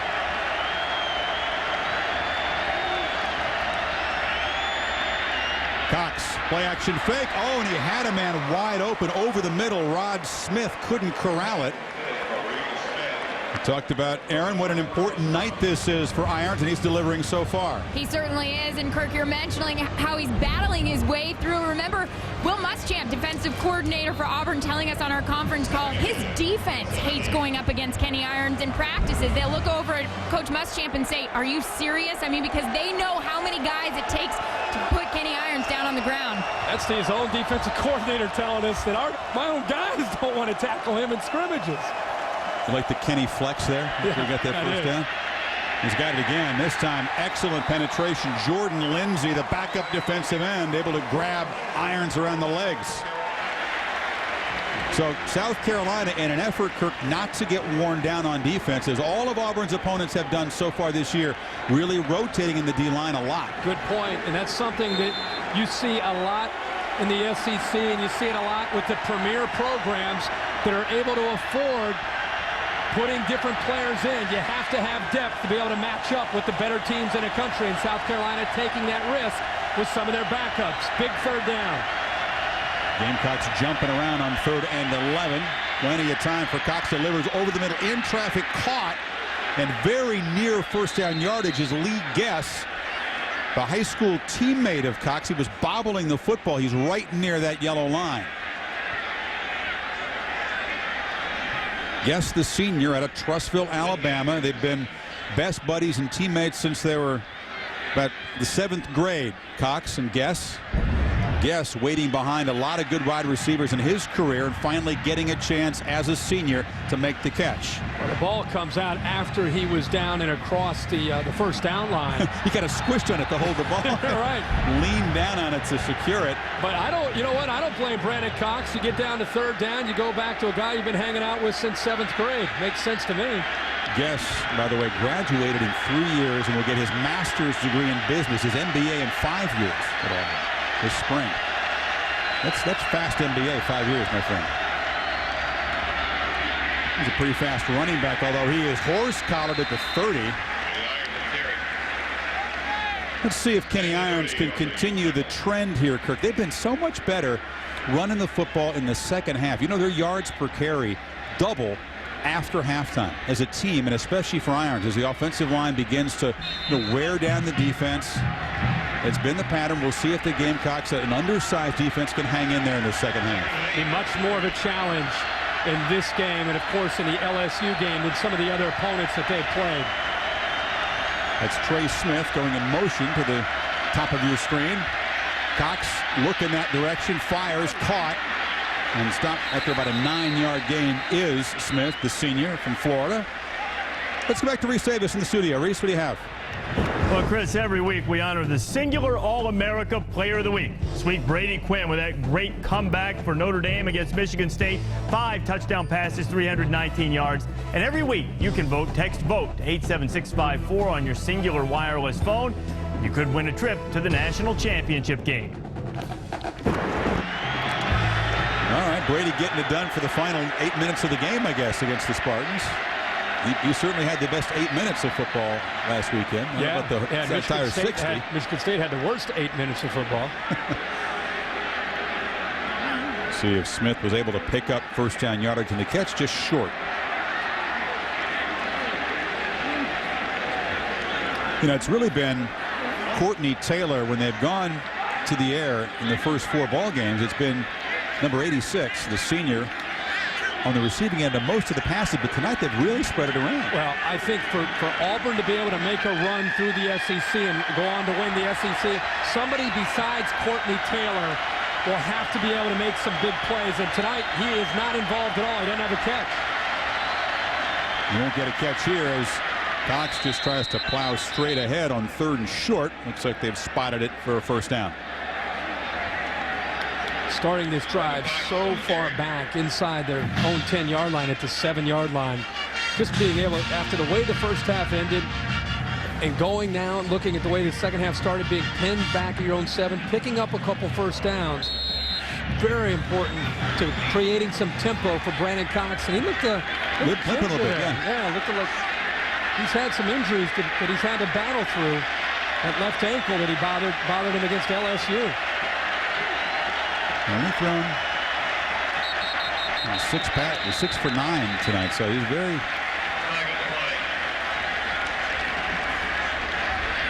You can 79 of the offense. 5-yard penalty. Jonathan Palmer, the right tackle. Hey, you're Rutgers Scarlet Knights. Here they come. How about this? This is a trap, potential road trap for them. South Florida on their home field, 8 o'clock Eastern time on ESPN2, offered in high def. Greg Schiano, being from Florida, background in Miami, he'll have his team ready to play. Scarlet, they play Pitt.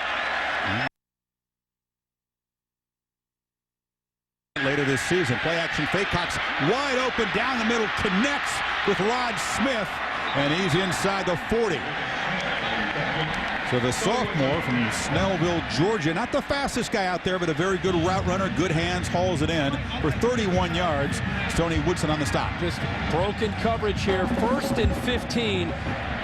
Al Borges breaks the tendency, thinking run the football, run the football.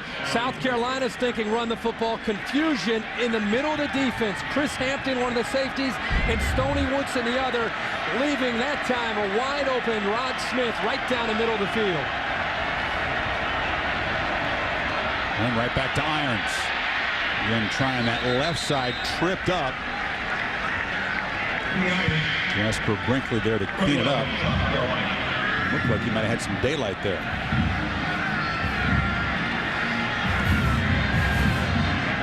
You see that Kenny still has some fans here again. He came to South Carolina to play for Lou Holtz. Demetrius Summers was involved in a competition for the starting tailback spot. Irons got disgruntled. Summers is a local product. Felt like he wasn't going to win that battle. Transferred to Auburn. Sat out a year and has had 2 excellent years for the Tigers. Cox has the ball on play action and once again has a man wide open. It's Tommy Trott who caught the touchdown earlier. Similar type play as he fights down near the 22 for a first down. Well, this is where Al Borges gets into a position as a play caller to be creative because he has you at his mercy at 2nd and 5. You're thinking, of course, Kenny Irons, we have to take him out. And that's when he usually sets things up. How often did you see him do that 2 years ago with Cadillac or Ronnie Brown? The play action with Jason Campbell and then throwing the football. You can see Irons so productive at Auburn the last couple of years. This is his first time back in this stadium since he played for South Carolina. And so far, it's been what he was looking for tonight. First down. Quick hitter. That time it's Carl Stewart. Short gain. I love how they feed Big Carl the ball. Every about 15 plays, he gets his hands on the ball. It's the least they can do for him. Again, there's a guy that might be able to play tailback at another school, even in the SEC, but he's got tailback skills, they say. He's a tailback playing fullback. Look at his build. You're telling me that's a fullback? Stewart looks like he is a specimen there, and that's what they appreciate, the fact he's bought into some of that tough work up front and being able to take on those defensive backs and safeties. Cox has the ball, flips it off to the outlet man. Once again, it's Trott who's been active tonight. 1st and goal down inside the 10 before Jordan Lindsay stopped. And Cox is in a rhythm. Nice high percentage passes. He's 5 for 5 on this drive. And the other thing that's happening right now is when he drops back to throw, they're looking downfield at the receivers, and they've completely lost Tommy Trott. These last 3 catches that he's been able to make, it's almost like he just kind of waits for everything to clear out, and then just moves to the outside, and nice awareness by Brandon Cox to find him as an outlet for big yardage. Trout, the freshman, redshirt freshman. Here he goes again, sees something that he wants to attack. Courtney Taylor, top of the screen, that's where he's looking. Throws it in the end zone on the fade. Incomplete. Yeah, he saw that single coverage, and Taylor's been shut out tonight, but good coverage by the future NFL corner, Fred Bennett. He saw 8 defenders up within 2 yards of the line of scrimmage, locked in on the run. And Fred Bennett, we haven't talked much about him because we've spent so much time talking about David Irons of Auburn as a corner. But Fred Bennett is a great cover guy in his own right. And you think about Coe Simpson, who left this defense early to go to the NFL. Jonathan Joseph, who left this defense to go to the NFL. It's all been on Fred Bennett with 10 new defenders. He's kind of the anchor for this defense. Go back to Irons on 2nd and goal, and a good job, interior line of that Gamecock defense, able to hold the blockers off, and Jasper Brinkley, the middle backer, threw for the tackle. That time Jasper Brinkley able to avoid some blocks up front. Joe Cope, the center, tried to get up to him, but he's able to, with his speed, go right by him and get into the hole before Kenny Irons could build up some momentum. This is a big play here.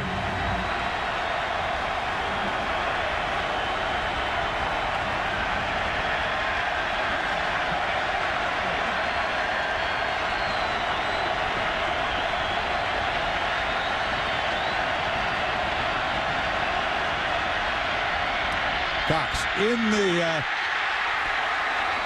the slot. They were looking for that slant, well read by that Gamecock defense. Sapp, the linebacker, dropping into coverage, got a hand on it.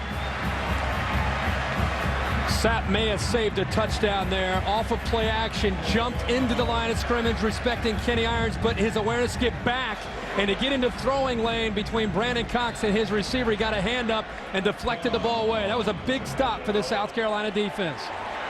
And here's John Vaughn, his first field goal attempt of the night. He's become a very steady kicker. Junior and senior years after that debacle at LSU a year ago, and he missed 5 in the overtime loss. He drives this one right through. That's the last SEC loss for this Auburn team.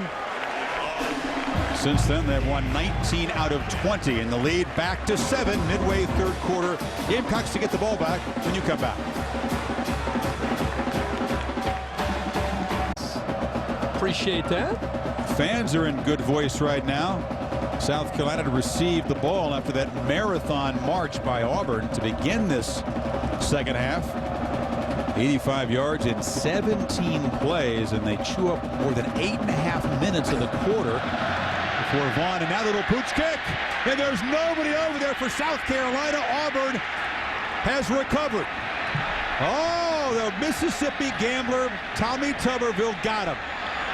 That kickoff return team, Kirk, was just peeling back. They spotted it. There was nobody over there. That is just a perfectly timed call by Tommy Tuberville after the long drive to start this second half of over 8.5 minutes. They've got him on the ropes. The timing is perfect. South Carolina bailing. The kick could not be any better. I think it went through Trey Smith's arms, but Auburn still jumps on top of it. And they have great field position after that long drive to get that tired South Carolina defense back on the field. Trey Smith's going to hear about that. They got him over there because he's got good hands, and it bounces right up the numbers. They still recover, and now this Gamecock defense has to dig in. After the 8.5-minute drive, they were on the field for 17 plays, right back out there. And they're throwing right on first down. Once again, they've just been making hay all night. Courtney Taylor finally has a catch in the ball game, and he rumbles down inside the 35. 18 yards. And Auburn, boy, they know how to build a momentum, don't they? Look how many people South Carolina, they've been showing this. They have everybody at the line of scrimmage. They're going to slide Taylor down and out. We saw it earlier with Trot off of the play action. Look at all the red shirts going to the right. Throws it back, this time not to the tight end, but to the speed of Courtney Taylor. Irons running to his right, spins back in the center, gets clocked by Ryan Brown, the defensive end. Nice pursuit by Brown, but a decent gain for Kenny Irons. Back to Reese in the studio. All right, Chris, Yankees and Orioles are playing, and the Orioles have a 7-1 lead. Now, the significance, the Yankees do not have a base hit yet. Daniel Cabrera is throwing a no-hitter. It's on ESPN2. They're going to the bottom of the ninth. The Yankees' runs coming on a couple of errors and a couple of pass balls. Now, researcher Chris Felica here will be most distressed with the Yankees in a hole. On 2nd and 7, they hand it to Taylor now. On the reverse, he skips for a couple of yards, but Joel Reeves, the nose tackle there to gobble him up. So a few little wrinkles from Borges here. We made such a big deal out of Steve Spurrier showing patience in the first half and how he won the time of possession, which is a shock to anybody who follows college football. Boy, in the second half, he can't get his hands on the ball. I can't get him off the field. Did you see a little smirk? I think Tuberville said, all right, enough goofing around. Let's run some basic stuff. We got their defense worn out. I'm not sure that was wholehearted approval of that last call there, Coach. Cox on 3rd down, flips it short out of the hands. Robert Dunn, the sophomore from Augusta, couldn't hold it. Now we're going to see what Tuberville wants to do to send out Vaughn from long range here. It'll be 4th and 6. Wow. He's really sensing that he's got him on the ropes right now for him to be willing to go. He's got a kicker in Vaughn who can make this, but after the onside kick, Tommy Tuberville saying, let's go right now for the jugular. Let's try to capitalize on this field position. Courtney Taylor split wide to the left. Let's see if they actually run a play here or call time. Now they will snap it with 3 in the play clock. Cox has time, fires, caught, 1st down, and it's right back to Robert Dunn, who dropped the previous pass. So they convert the 4th and 6. Mutterlin on the stop, first catch of the night for Dunn. Only his 2nd of the season. So Tuberville, some gambles here, huh? The little pooch kick, going for it on 4th and 6. But after the pooch, I don't blame. This makes a lot of sense. After that long drive, you got a defense that is tired. Why not roll the dice up 7? Try to take advantage of it and keep wearing down the South Carolina defense while you have the opportunity. And right now, Brandon Cox spreading the ball around. They've now run 22 plays since the game actually had the football. They flip it to Irons. Again, he tries to spin. He gets inside the 20. And he may have grabbed his face mask over there. Carlos Thomas was in coverage. There's a flag on the play. Yep, it's going to be holding against Auburn. You saw the officials conversing there. Tommy begs to differ. Tommy is usually a pretty laid-back coach when it comes to getting into the face of the officials, but I think he feels that this drive is vitally important, considering he has controlled the ball for the entire third quarter. On the offense, number 15, 10-yard penalty from the end of the run. Still 1st down. They got Prashay Rodriguez, the receiver, trying to block for Irons on the hold. Steve Spurrier cannot get the ball back, and we talk about no yards because he have no plays. Yeah, we talk about how he gets impatient. People feel that he gets impatient. Where he gets impatient is when he can't get on the field. He's going crazy right now. He's going crazy on the field. That's where he's impatient. Tuberville knows that too. Cox pressured, ball knocked free. It's recovered by an Auburn offensive lineman. So good pressure on Cox. Jordan Lindsay came around the end. Cox slow to get up there, Kirk. Lindsay forcing the fumble. And he's been limping around. If there's one area that Auburn's offense is vulnerable in pass protection, it's still the young tackles. Great effort by Lindsay. Nice coverage downfield. The effort of Lindsay to get around Jonathan Palmer that time creates almost a big turnover for South Carolina. At least Palmer recovered the fumble. If you're going to get beat on the sack, it was Palmer who fell on the ball. 2nd and 23 now. We keep an eye on Cox, who's limping after that sack. 1 on the play clock as they snap it, and it's Irons. Not much room up the middle. Conservative call on 2nd and 23. Jean-Pierre and Lindsey combining on the stop. This is the 8th play of this drive. The last drive, they were on the field for 17 plays. 25th play in the last 2 drives that Auburn's offense has been on the field, and the South Carolina defense, that for whatever reason seems like they're getting more energy these last couple plays. That's pretty impressive. 25 straight plays and still out there playing with a lot of energy.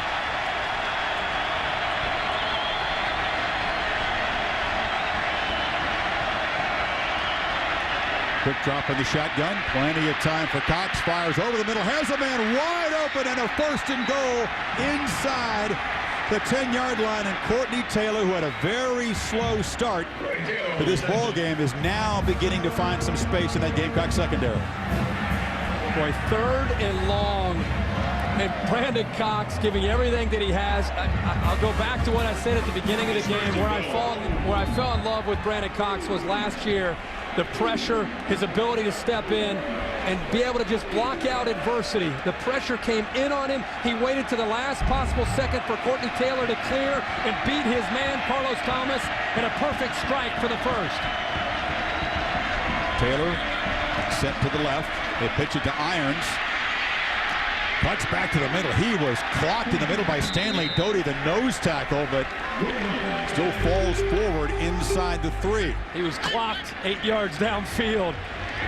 Nice job of the offensive line just getting the push, getting to the outside. If you're going to play Auburn this year, not only do you have to deal with the downhill running in between the guards and tackles because of the inside zone, but they like to get to the outside and bring their linemen, their athleticism, and the people in the interior of their line around the corner. A 3rd and 21 conversion, just gutting the Gamecock defense. Now they got to dig deep on 2nd and goal. Fullback diving forward. Stewart stops short. I mean, they've had the ball for the entire 3rd quarter on these 2 possessions. The defense in red has been out there, and now trying to protect the last yard of real estate they can and keep this under a 2-touchdown game. It was 28 plays in the 3rd quarter. Auburn able to run. South Carolina's defense on the field. And now it comes down to the courage of a goal line stand. No better time to have a goal line stand and test your manhood than on the 29th play of the 2nd half. Will be the final play of the 3rd quarter. Irons hammered short of the goal line. And the Gamecocks showing plenty of heart and muscle in there. Jasper Brinkley, the Mike Backer. I cannot believe what I'm seeing right now with South Carolina. All this time on the field, they're tired, fatigued. Puts his shoulder right into Kenny Irons, one of the more physical runners in the SEC, to set up a 4th and goal at the half-yard line. Auburn controls the ball for the entire 3rd quarter, still leads by only 7. Saturday. Stand up and be strong. Stand up and be strong.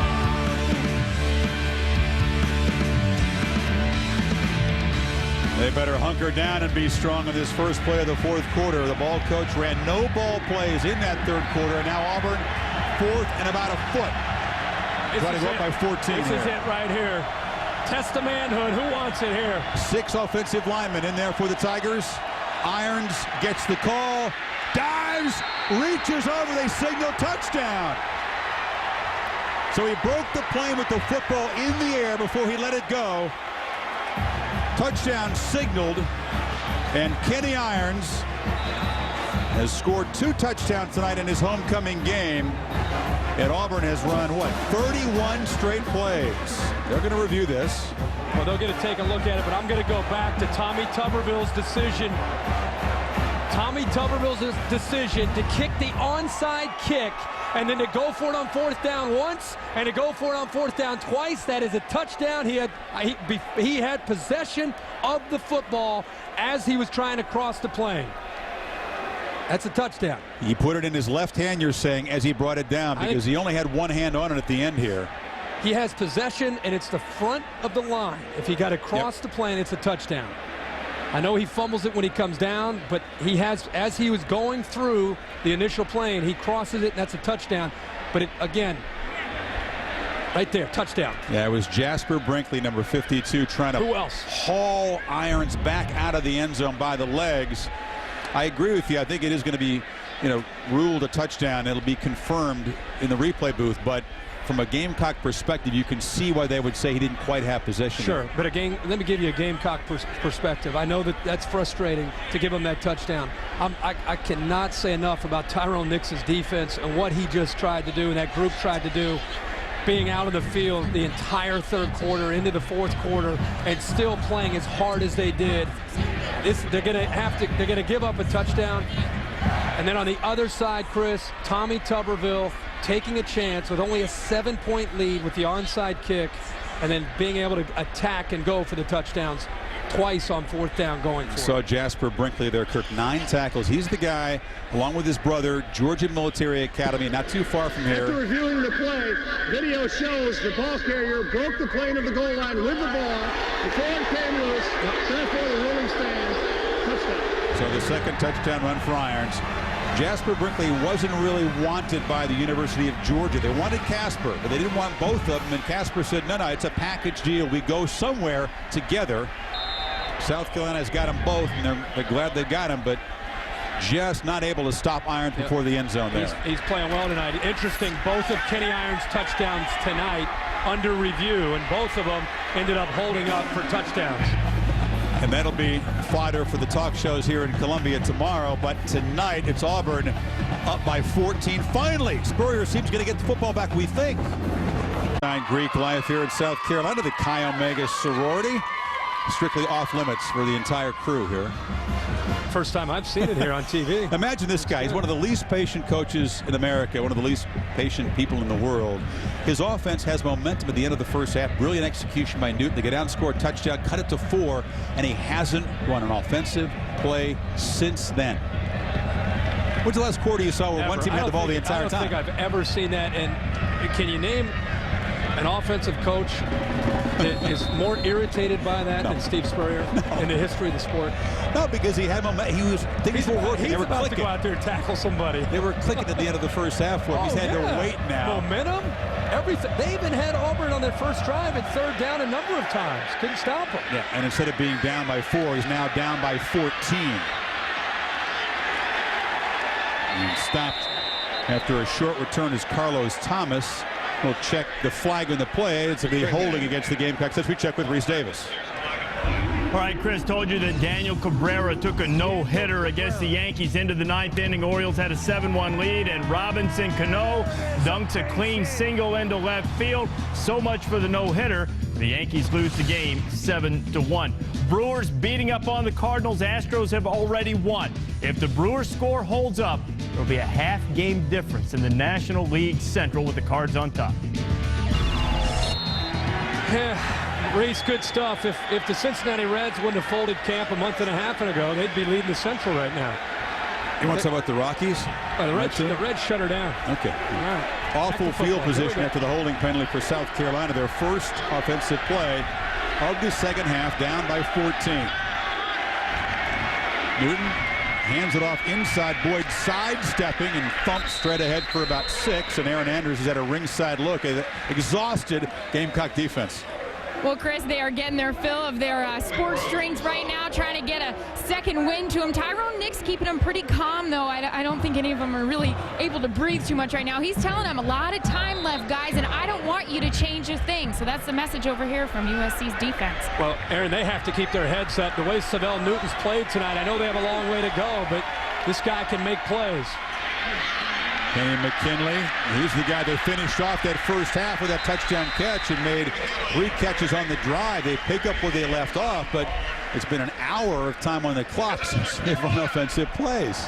It's frustrating, and a lot of it had to do with Auburn going for the jugular, only up by 7 points at this point in the game, deciding to go with an onside kick. They recover it.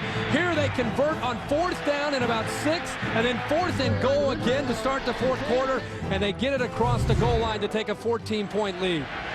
Newton, empty backfield, fires for Rice across the middle, incomplete. Rice kind of broke the route off. Newton giving him a look. A little miscommunication between the former wide receiver now playing quarterback and the And the all-star receiver, Sidney Rice, he wanted to go to the first window where it's an open throw for the quarterback, and I think Savell Newton was thinking he'd continue across the middle of the field. They really yet to get into sync tonight. Sidney Rice has been open at times, but they've not been able to find him against this Auburn secondary. One catch for 20 yards tonight. This is Boyd. Slips a tackle. Picks up about 6 on 2nd and 10. Well, now that patience that Spurrier showed in those offensive possessions in the first half, got to turn up the tempo a little bit. And they're going without a huddle here. They have to create a little bit more tempo, and they have to be able to obviously pick up first downs. Every series and every play for Steve Spurrier crucial. And light rain falling now in Columbia. Newton dances to his right, flag down, buys time, and finds a receiver open. It's Jared Cook, the tight end, but we'll check the flag. 16-yard gain if it holds up. Eric Brock on the stop.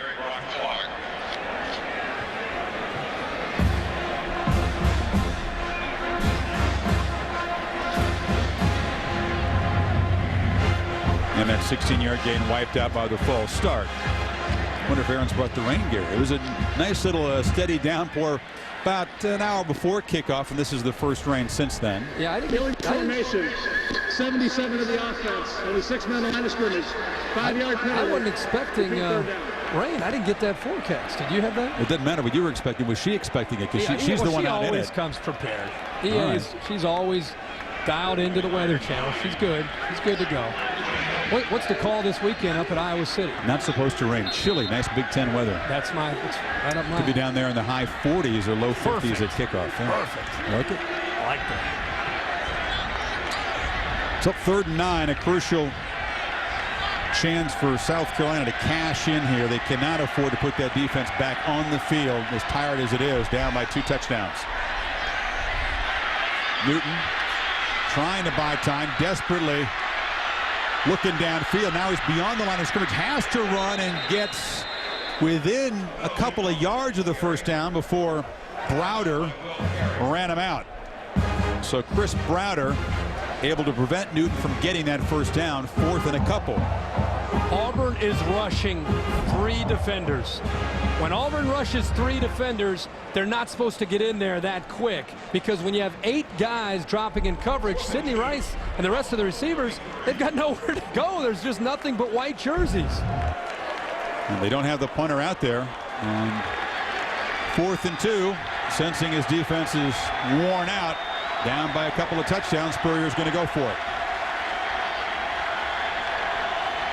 Newton, quick drop, fires in the slant. It's McKinley, his go-to guy tonight. First down at the 41. Irons on the coverage, but Sidney who? It's Kenny McKinley tonight. 8 catches on the night, over 100 yards. What a gutsy throw here on 4th down with the game on the line, and a great move by McKinley to get inside of David Irons, one of the best cover corners in all of college football. Got to the inside to give him that throwing lane, and a perfect throw by Savell Newton.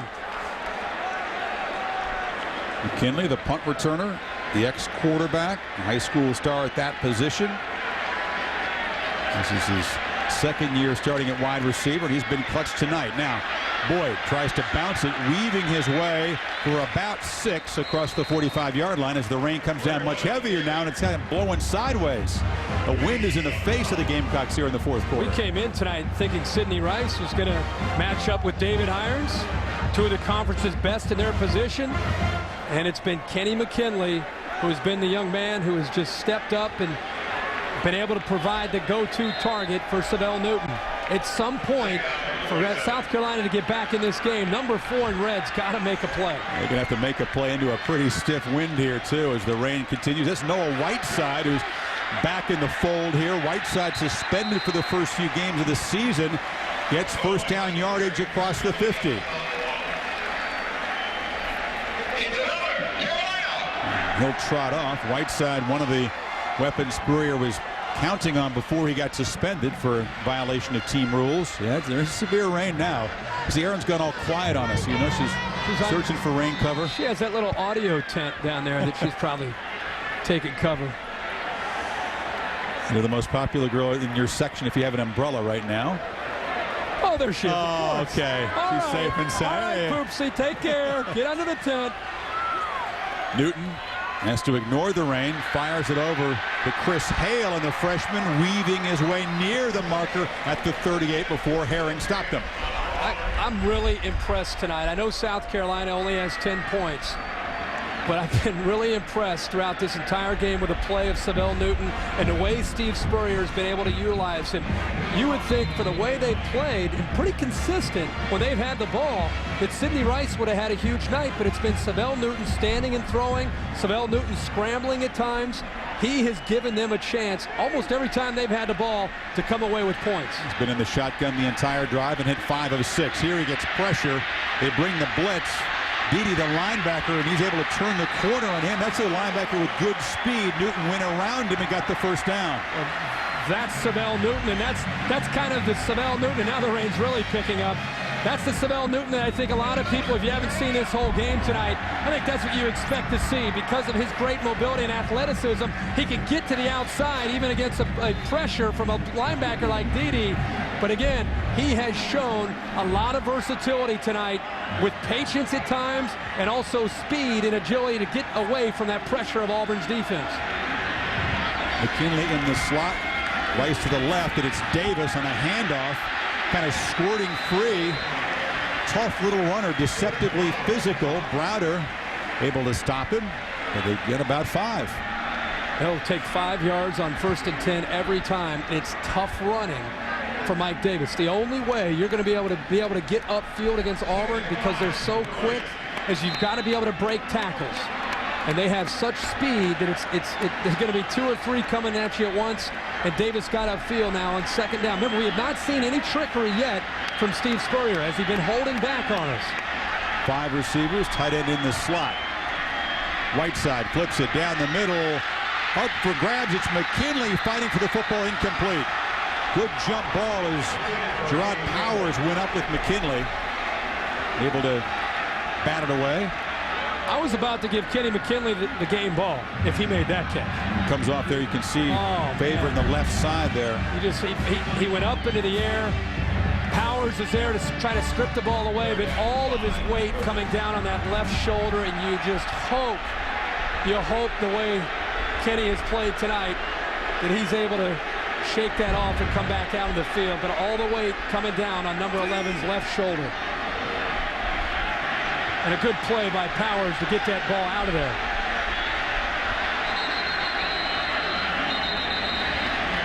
Now South Carolina's going to take a timeout to talk about the 3rd and 5 here. Desperation for South Carolina on this possession, down by a couple of touchdowns. A nice drive in progress against the wind, the rain, and a pretty good defense. Now 13 plays for the guys in red. They've shown a lot of heart in trying to come back as such big underdogs. I want to apologize for the tie selection. This was unintentional. I've gotten a lot of trouble at halftime. They're saying, hey, it's an orange tie. What are you, pulling for Auburn? My wife didn't get the memo on who's playing on Thursday night, so she just selected the tie. I apologize to the South Carolina fans. I'll get over it. Newton on 3rd and 5 tries to shake free. Does shake free. Does get the first down. Well, the elusiveness of Savell Newton. That's on decent protection, but finally having to turn the corner, he got out of the grasp. Quentin Groves there. Well, it seems like tonight he's always been taking off to the right because of Groves, who's lined up as a left defensive end. He always gets around the right tackle, Jamin Meredith, and around that pressure, and he's continuing to pick up valuable yards and first downs. It's the 4th first down that Newton's been able to run for tonight. He's off and running, he tripped up. He may have tripped over the ankle of a blocker there. He had some real estate in front of him had he gotten through that hole. Let's go down to Aaron Andrews. She'll give us a little weather report. Seems to have improved in the last couple of minutes, Aaron. Such a bizarre night. I mean, the conditions are fine. We were talking during the commercial break. The American flag was going nuts. There was really no wind down here. Now it's completely calmed down. No rain whatsoever. People are telling me these are just bands that are coming through, guys. I'm prepared, though. Yeah, you're a gamer. Thanks. Is that Gore-Tex? Two gamers get the Gore-Tex, the ball cap. She's ready. Sneakers. On 2nd and 12, Newton fires over the middle, wide open for a touchdown. Jared Cook, the tight end.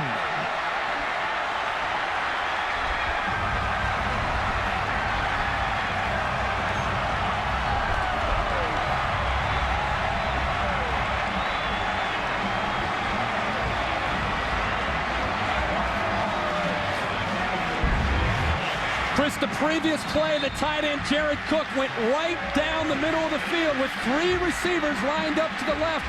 The previous play, it was the exact same call. He was untouched when Newton had to scramble.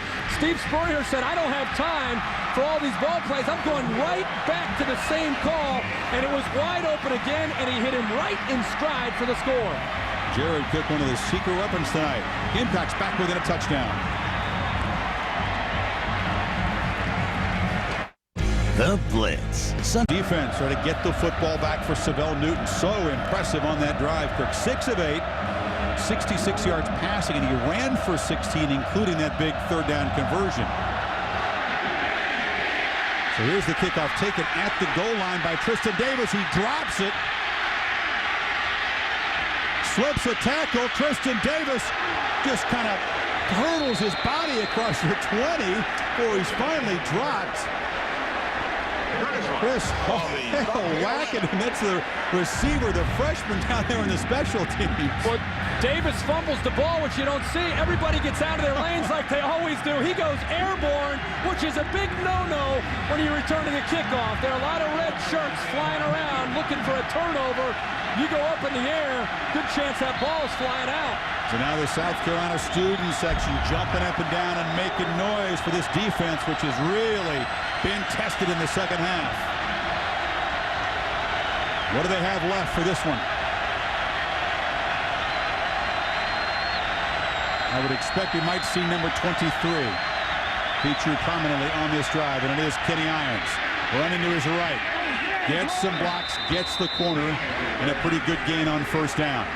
Irons over 100 yards, Kirk. We talked early in this game about how important it is to get Jasper Brinkley to be able to match up with Kenny Irons, and he's been able to do that for the most part. But Savell Newton, early on that last play, you can see in the background, Jared Cook to tight end open. So Steve Spurrier says, I'm going to go right back to it, split the safeties. Nice throw. He didn't hang it up too much. He put it on a rope, and he put it right into the hands of his tight end. But Steve Spurrier going right back to a play that was open. 3 receivers on the left side now for Cox on 2nd and 4. To try to just spread the defense and hand it to Irons, who skips to his left and then back up the middle, stopped about 2 yards short of a 1st down. So 3rd and 2 upcoming for Auburn, as we said, Nita Reese Davis in the studio. All right, Chris, SportsCenter 30 at 30 update. Dallas police have classified the Terrell Owens incident now as an accidental overdose rather than an attempted suicide. And Pedro Martinez is going to miss the entire postseason. An MRI shows a torn left calf muscle, initially reported as a torn right calf. Much more on both stories, SportsCenter after the game. All right, 3rd and 2 here, Reese. Irons the setback as the Gamecocks crowd the line of scrimmage. Irons hurtling straight ahead, doesn't get there. One more time, Jasper Brinkley there to collide with number 23. Auburn must punt. Tyrone Nix's motto this year is, look at Savell Newton telling Tyrone Nix, let's go. Give me the ball back, baby. Give me the ball back. Tyrone Nix delivers this time. His defense has been out there almost the entire second half. Jasper Brinkley makes the play, and Tyrone Nix's motto, get off the field on 3rd down. That time they were able to do it.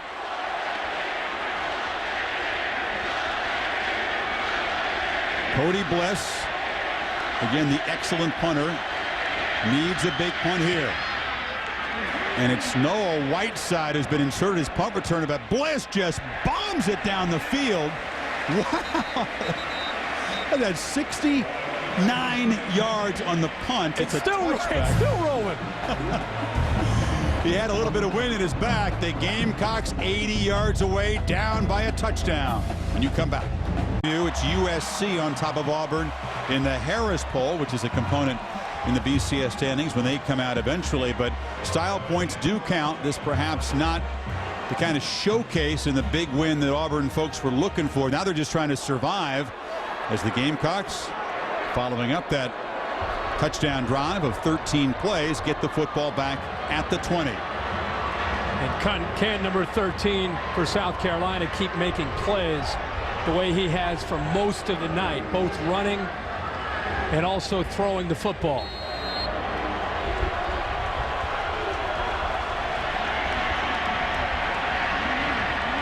He's proven us wrong tonight, Newton.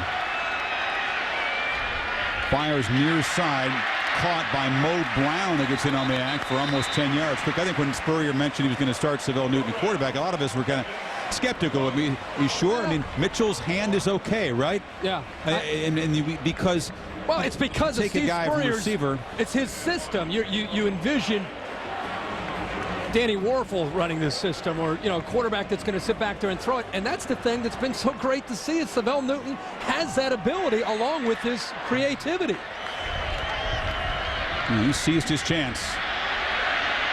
Newton throws it away. I mean, there's a reason why he was shifted to receiver last year. I mean, Blake Mitchell was supposed to be the guy. It was Mitchell played a couple of games. They were shut out by Georgia. Spurrier got embarrassed by that, made the decision to start Newton, and that's when Mitchell got in trouble. Allegations of punching a bouncer, a bar fight here in Columbia. And so Mitchell, the backup now, but Newton got the job because of his ineffectiveness, not because Mitchell got in the incident. And here he is muscling it straight ahead on 3rd and short. It's going to be spotted very near the marker. Yeah, first down. But that is all behind him. And what Steve Spurrier saw in practice, he eventually decided to give him a chance, and it's worked out. It should be noted that Kenny McKinley, his go-to man so far tonight as this clock is winding down, is not on the field after that attempt to go up and make the catch. That means who else can be out there to make a play? Who else is going to be able to be his go-to receiver? Now they still got number 4, and it's Rice in the slot. He took a look there early and said Newton tucks it and decides to run it for about 7, but he had Rice in a favorable, coverable situation right there. And let's go to Aaron for an update on McKinley. Well, guys, USC trainer not giving me any word on Kenny McKinley's injury, but I've been viewing him as he was sitting on the bench, and now he's over on the sideline. He's complaining about a shoulder injury. Obviously, that's what we suspected after that hard hit he took. He's been holding it, he's been favoring it, but he's been shaking off the trainer every time they come near him. And the best night of his career, Aaron, so far. It looks like he's ready to head back out there. Instead, it's 3 receivers to the top of the screen.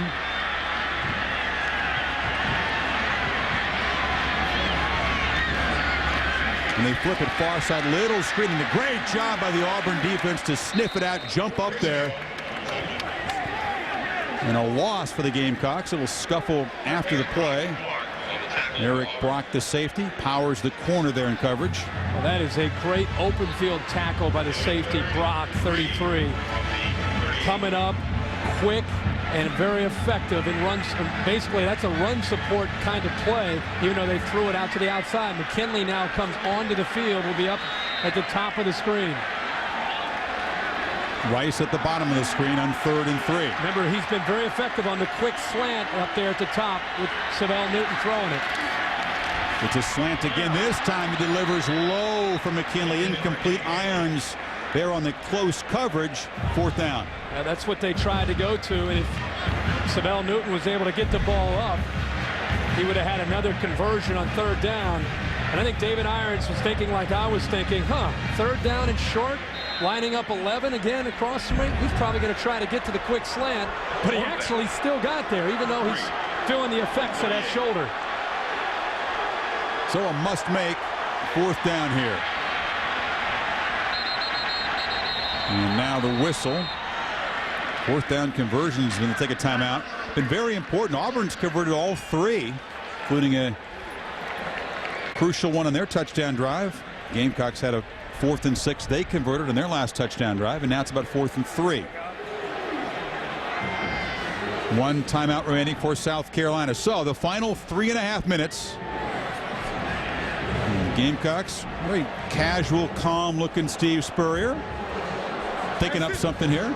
He'll come up with something here, and hands in the pockets there, just trying to keep everybody loose. Look at it. He's got no chart, nothing. He's making something up right now.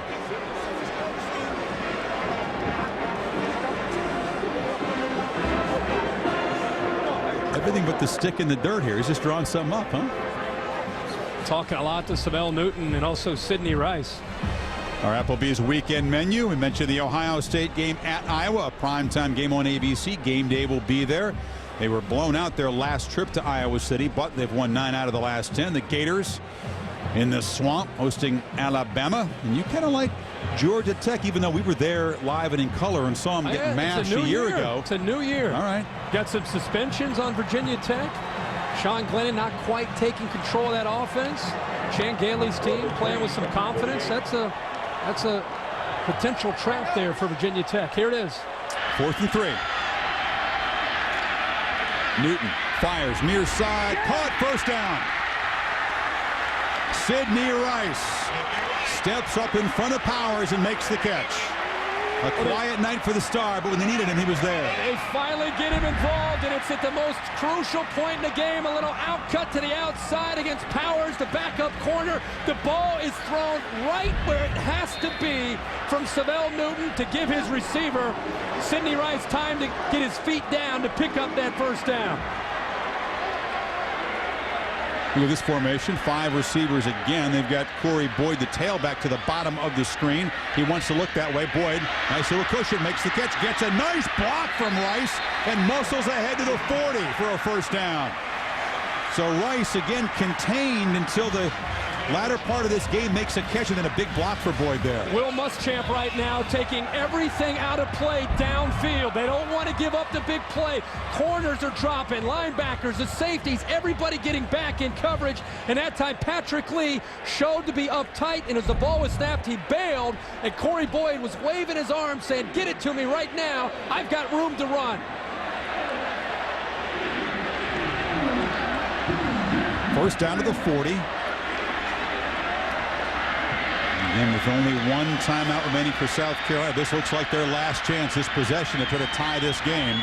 Newton flips it downfield for Rice. He's got it. He bobbled the football. Incomplete. Now that was what he likes to do when Sidney Rice is in the area, get plenty of air under the football. Rice went up, but good job by Aaron Savage there to break it up along with Brock.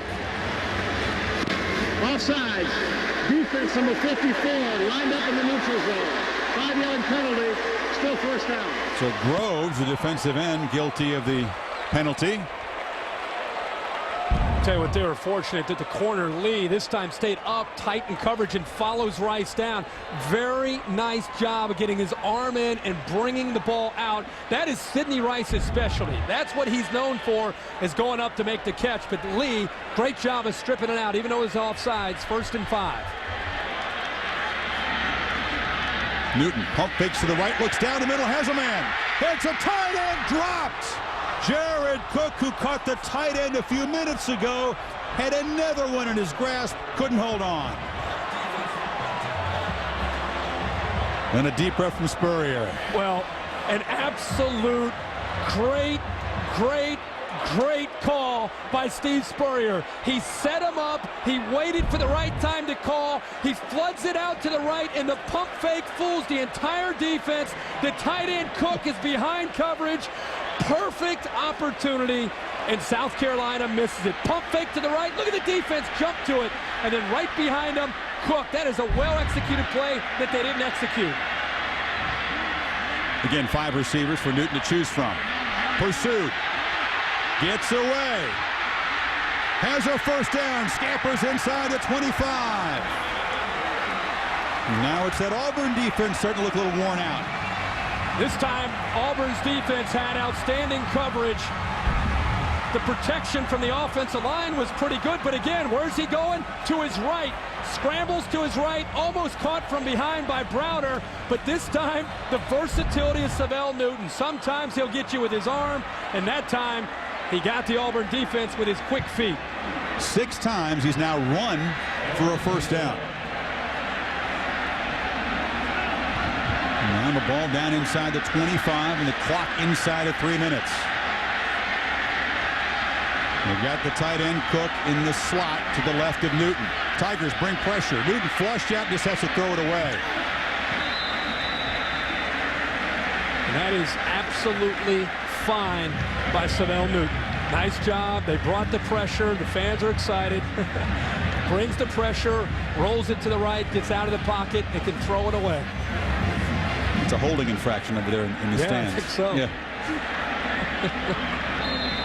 Well, we'll see. Again, they were so close to tying this game, but the freshman had it slip out of his hands. So 2nd and 10. Bottom of the screen, there are two playmakers. Corey Boyd at the bottom, and in the slot, Sidney Rice. He looks left and throws. For Rice, almost intercepted. Aaron Savage, the safety. Now it was his turn to make the play. He couldn't hang on. As big a deal as we made about the third quarter being Auburn, obviously all about Auburn because they were on the field. That should have been an interception, obviously. I think you could almost say the same thing about the fourth quarter. South Carolina has controlled and owned the fourth quarter. Steve Spurrier frustrated but happy at the same time. Well, he says, all right, that's one for them. Our guy should have cut the touchdown. That should have been an interception. 3rd and 10. It's Rice in the slot to the right.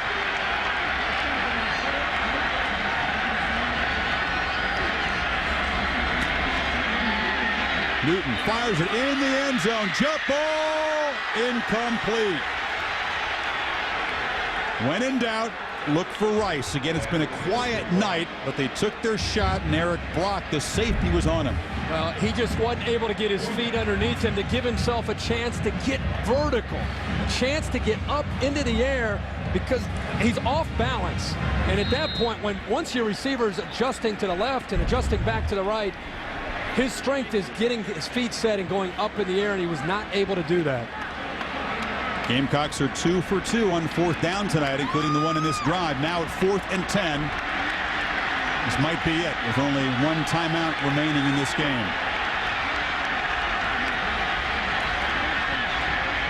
Newton fires, caught, but is it a first down? Very close. The spot is back at the 14. Powers there defending Rice, and the spot is absolutely crucial. They're going to bring the chains all the way across. The most important measurement of the night. Now the yellow line. The yellow line shows it's a first down. And what an effort, first of all, to make the catch, fighting for every inch to try to get it to the first down. The ball brings him back. Sidney Rice doing a good job in his route to get beyond the first down line, but the ball brought him back, but the effort and the forward progress, that's plenty. That's by almost the entire football. Never doubt the Thursday night line. Well, I'm learning not to doubt Savell Newton. Another clutch throw on 4th and 10. And here we go, the number 2 team in the country, protecting a 7-point lead. 2:20 to go. This is one of the biggest road tests all season long for Auburn. Can they escape Columbia still unbeaten? Or will the Gamecocks and Spurrier pull off another of those patented upsets in the SEC? I wouldn't be surprised to see South Carolina use some clock here as they're trying to get the ball in the end zone. Newton fires, caught. And it's Chris Hale stretching inside the 10. Nice pickup down to the 7 for Quentin Groves. The end got him. Again, no reason to hurry. No reason to hurry. Work a little bit of clock because now the time is no longer the issue. It's about getting the ball into the end zone in this red zone, and you don't want to give Brandon Cox too much time if you happen to get the ball in the end zone. It was the Gamecock defense that had to hang on earlier in this half, and now it's Auburn. They've been out there for a long time in this fourth quarter. 16th play on this drive, following the 13-play drive a few minutes ago. Comes the blitz. Empty backfield. They come clean and they get Newton. So Muschamp calls the blitz and Quentin Groves off the edge. They win that chess match. He brings the blitz from both of the linebackers.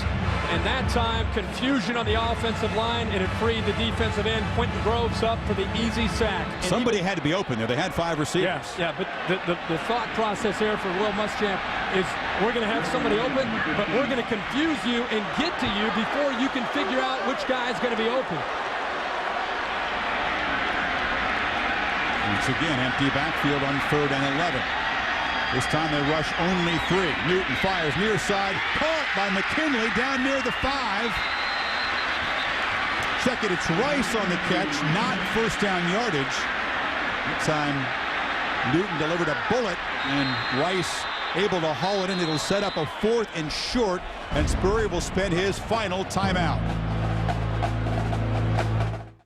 The last sound you hear. They're within 5 yards of tying this game. Unless he goes for 2 in the win. You obviously think about Sidney Rice here. Savell Newton, other target, is also his tight end Cook, who's been a go-to guy for him. 3rd, 4th down on this drive. Rice made the catch in the previous 2. Pressure up the middle, lofted in the end zone, jump ball, incomplete.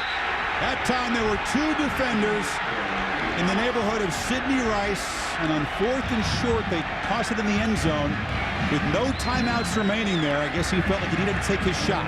Auburn decided to bring the blitz, bring the pressure, force Savell Newton to throw it. 2 defenders right there, able to try to get into the face of Sidney Rice. Game's on the line. You want to put the ball into the hands of your playmaker, your best player, and see if he can come down with it. And there was Patrick Lee and Eric Brock defending on Rice.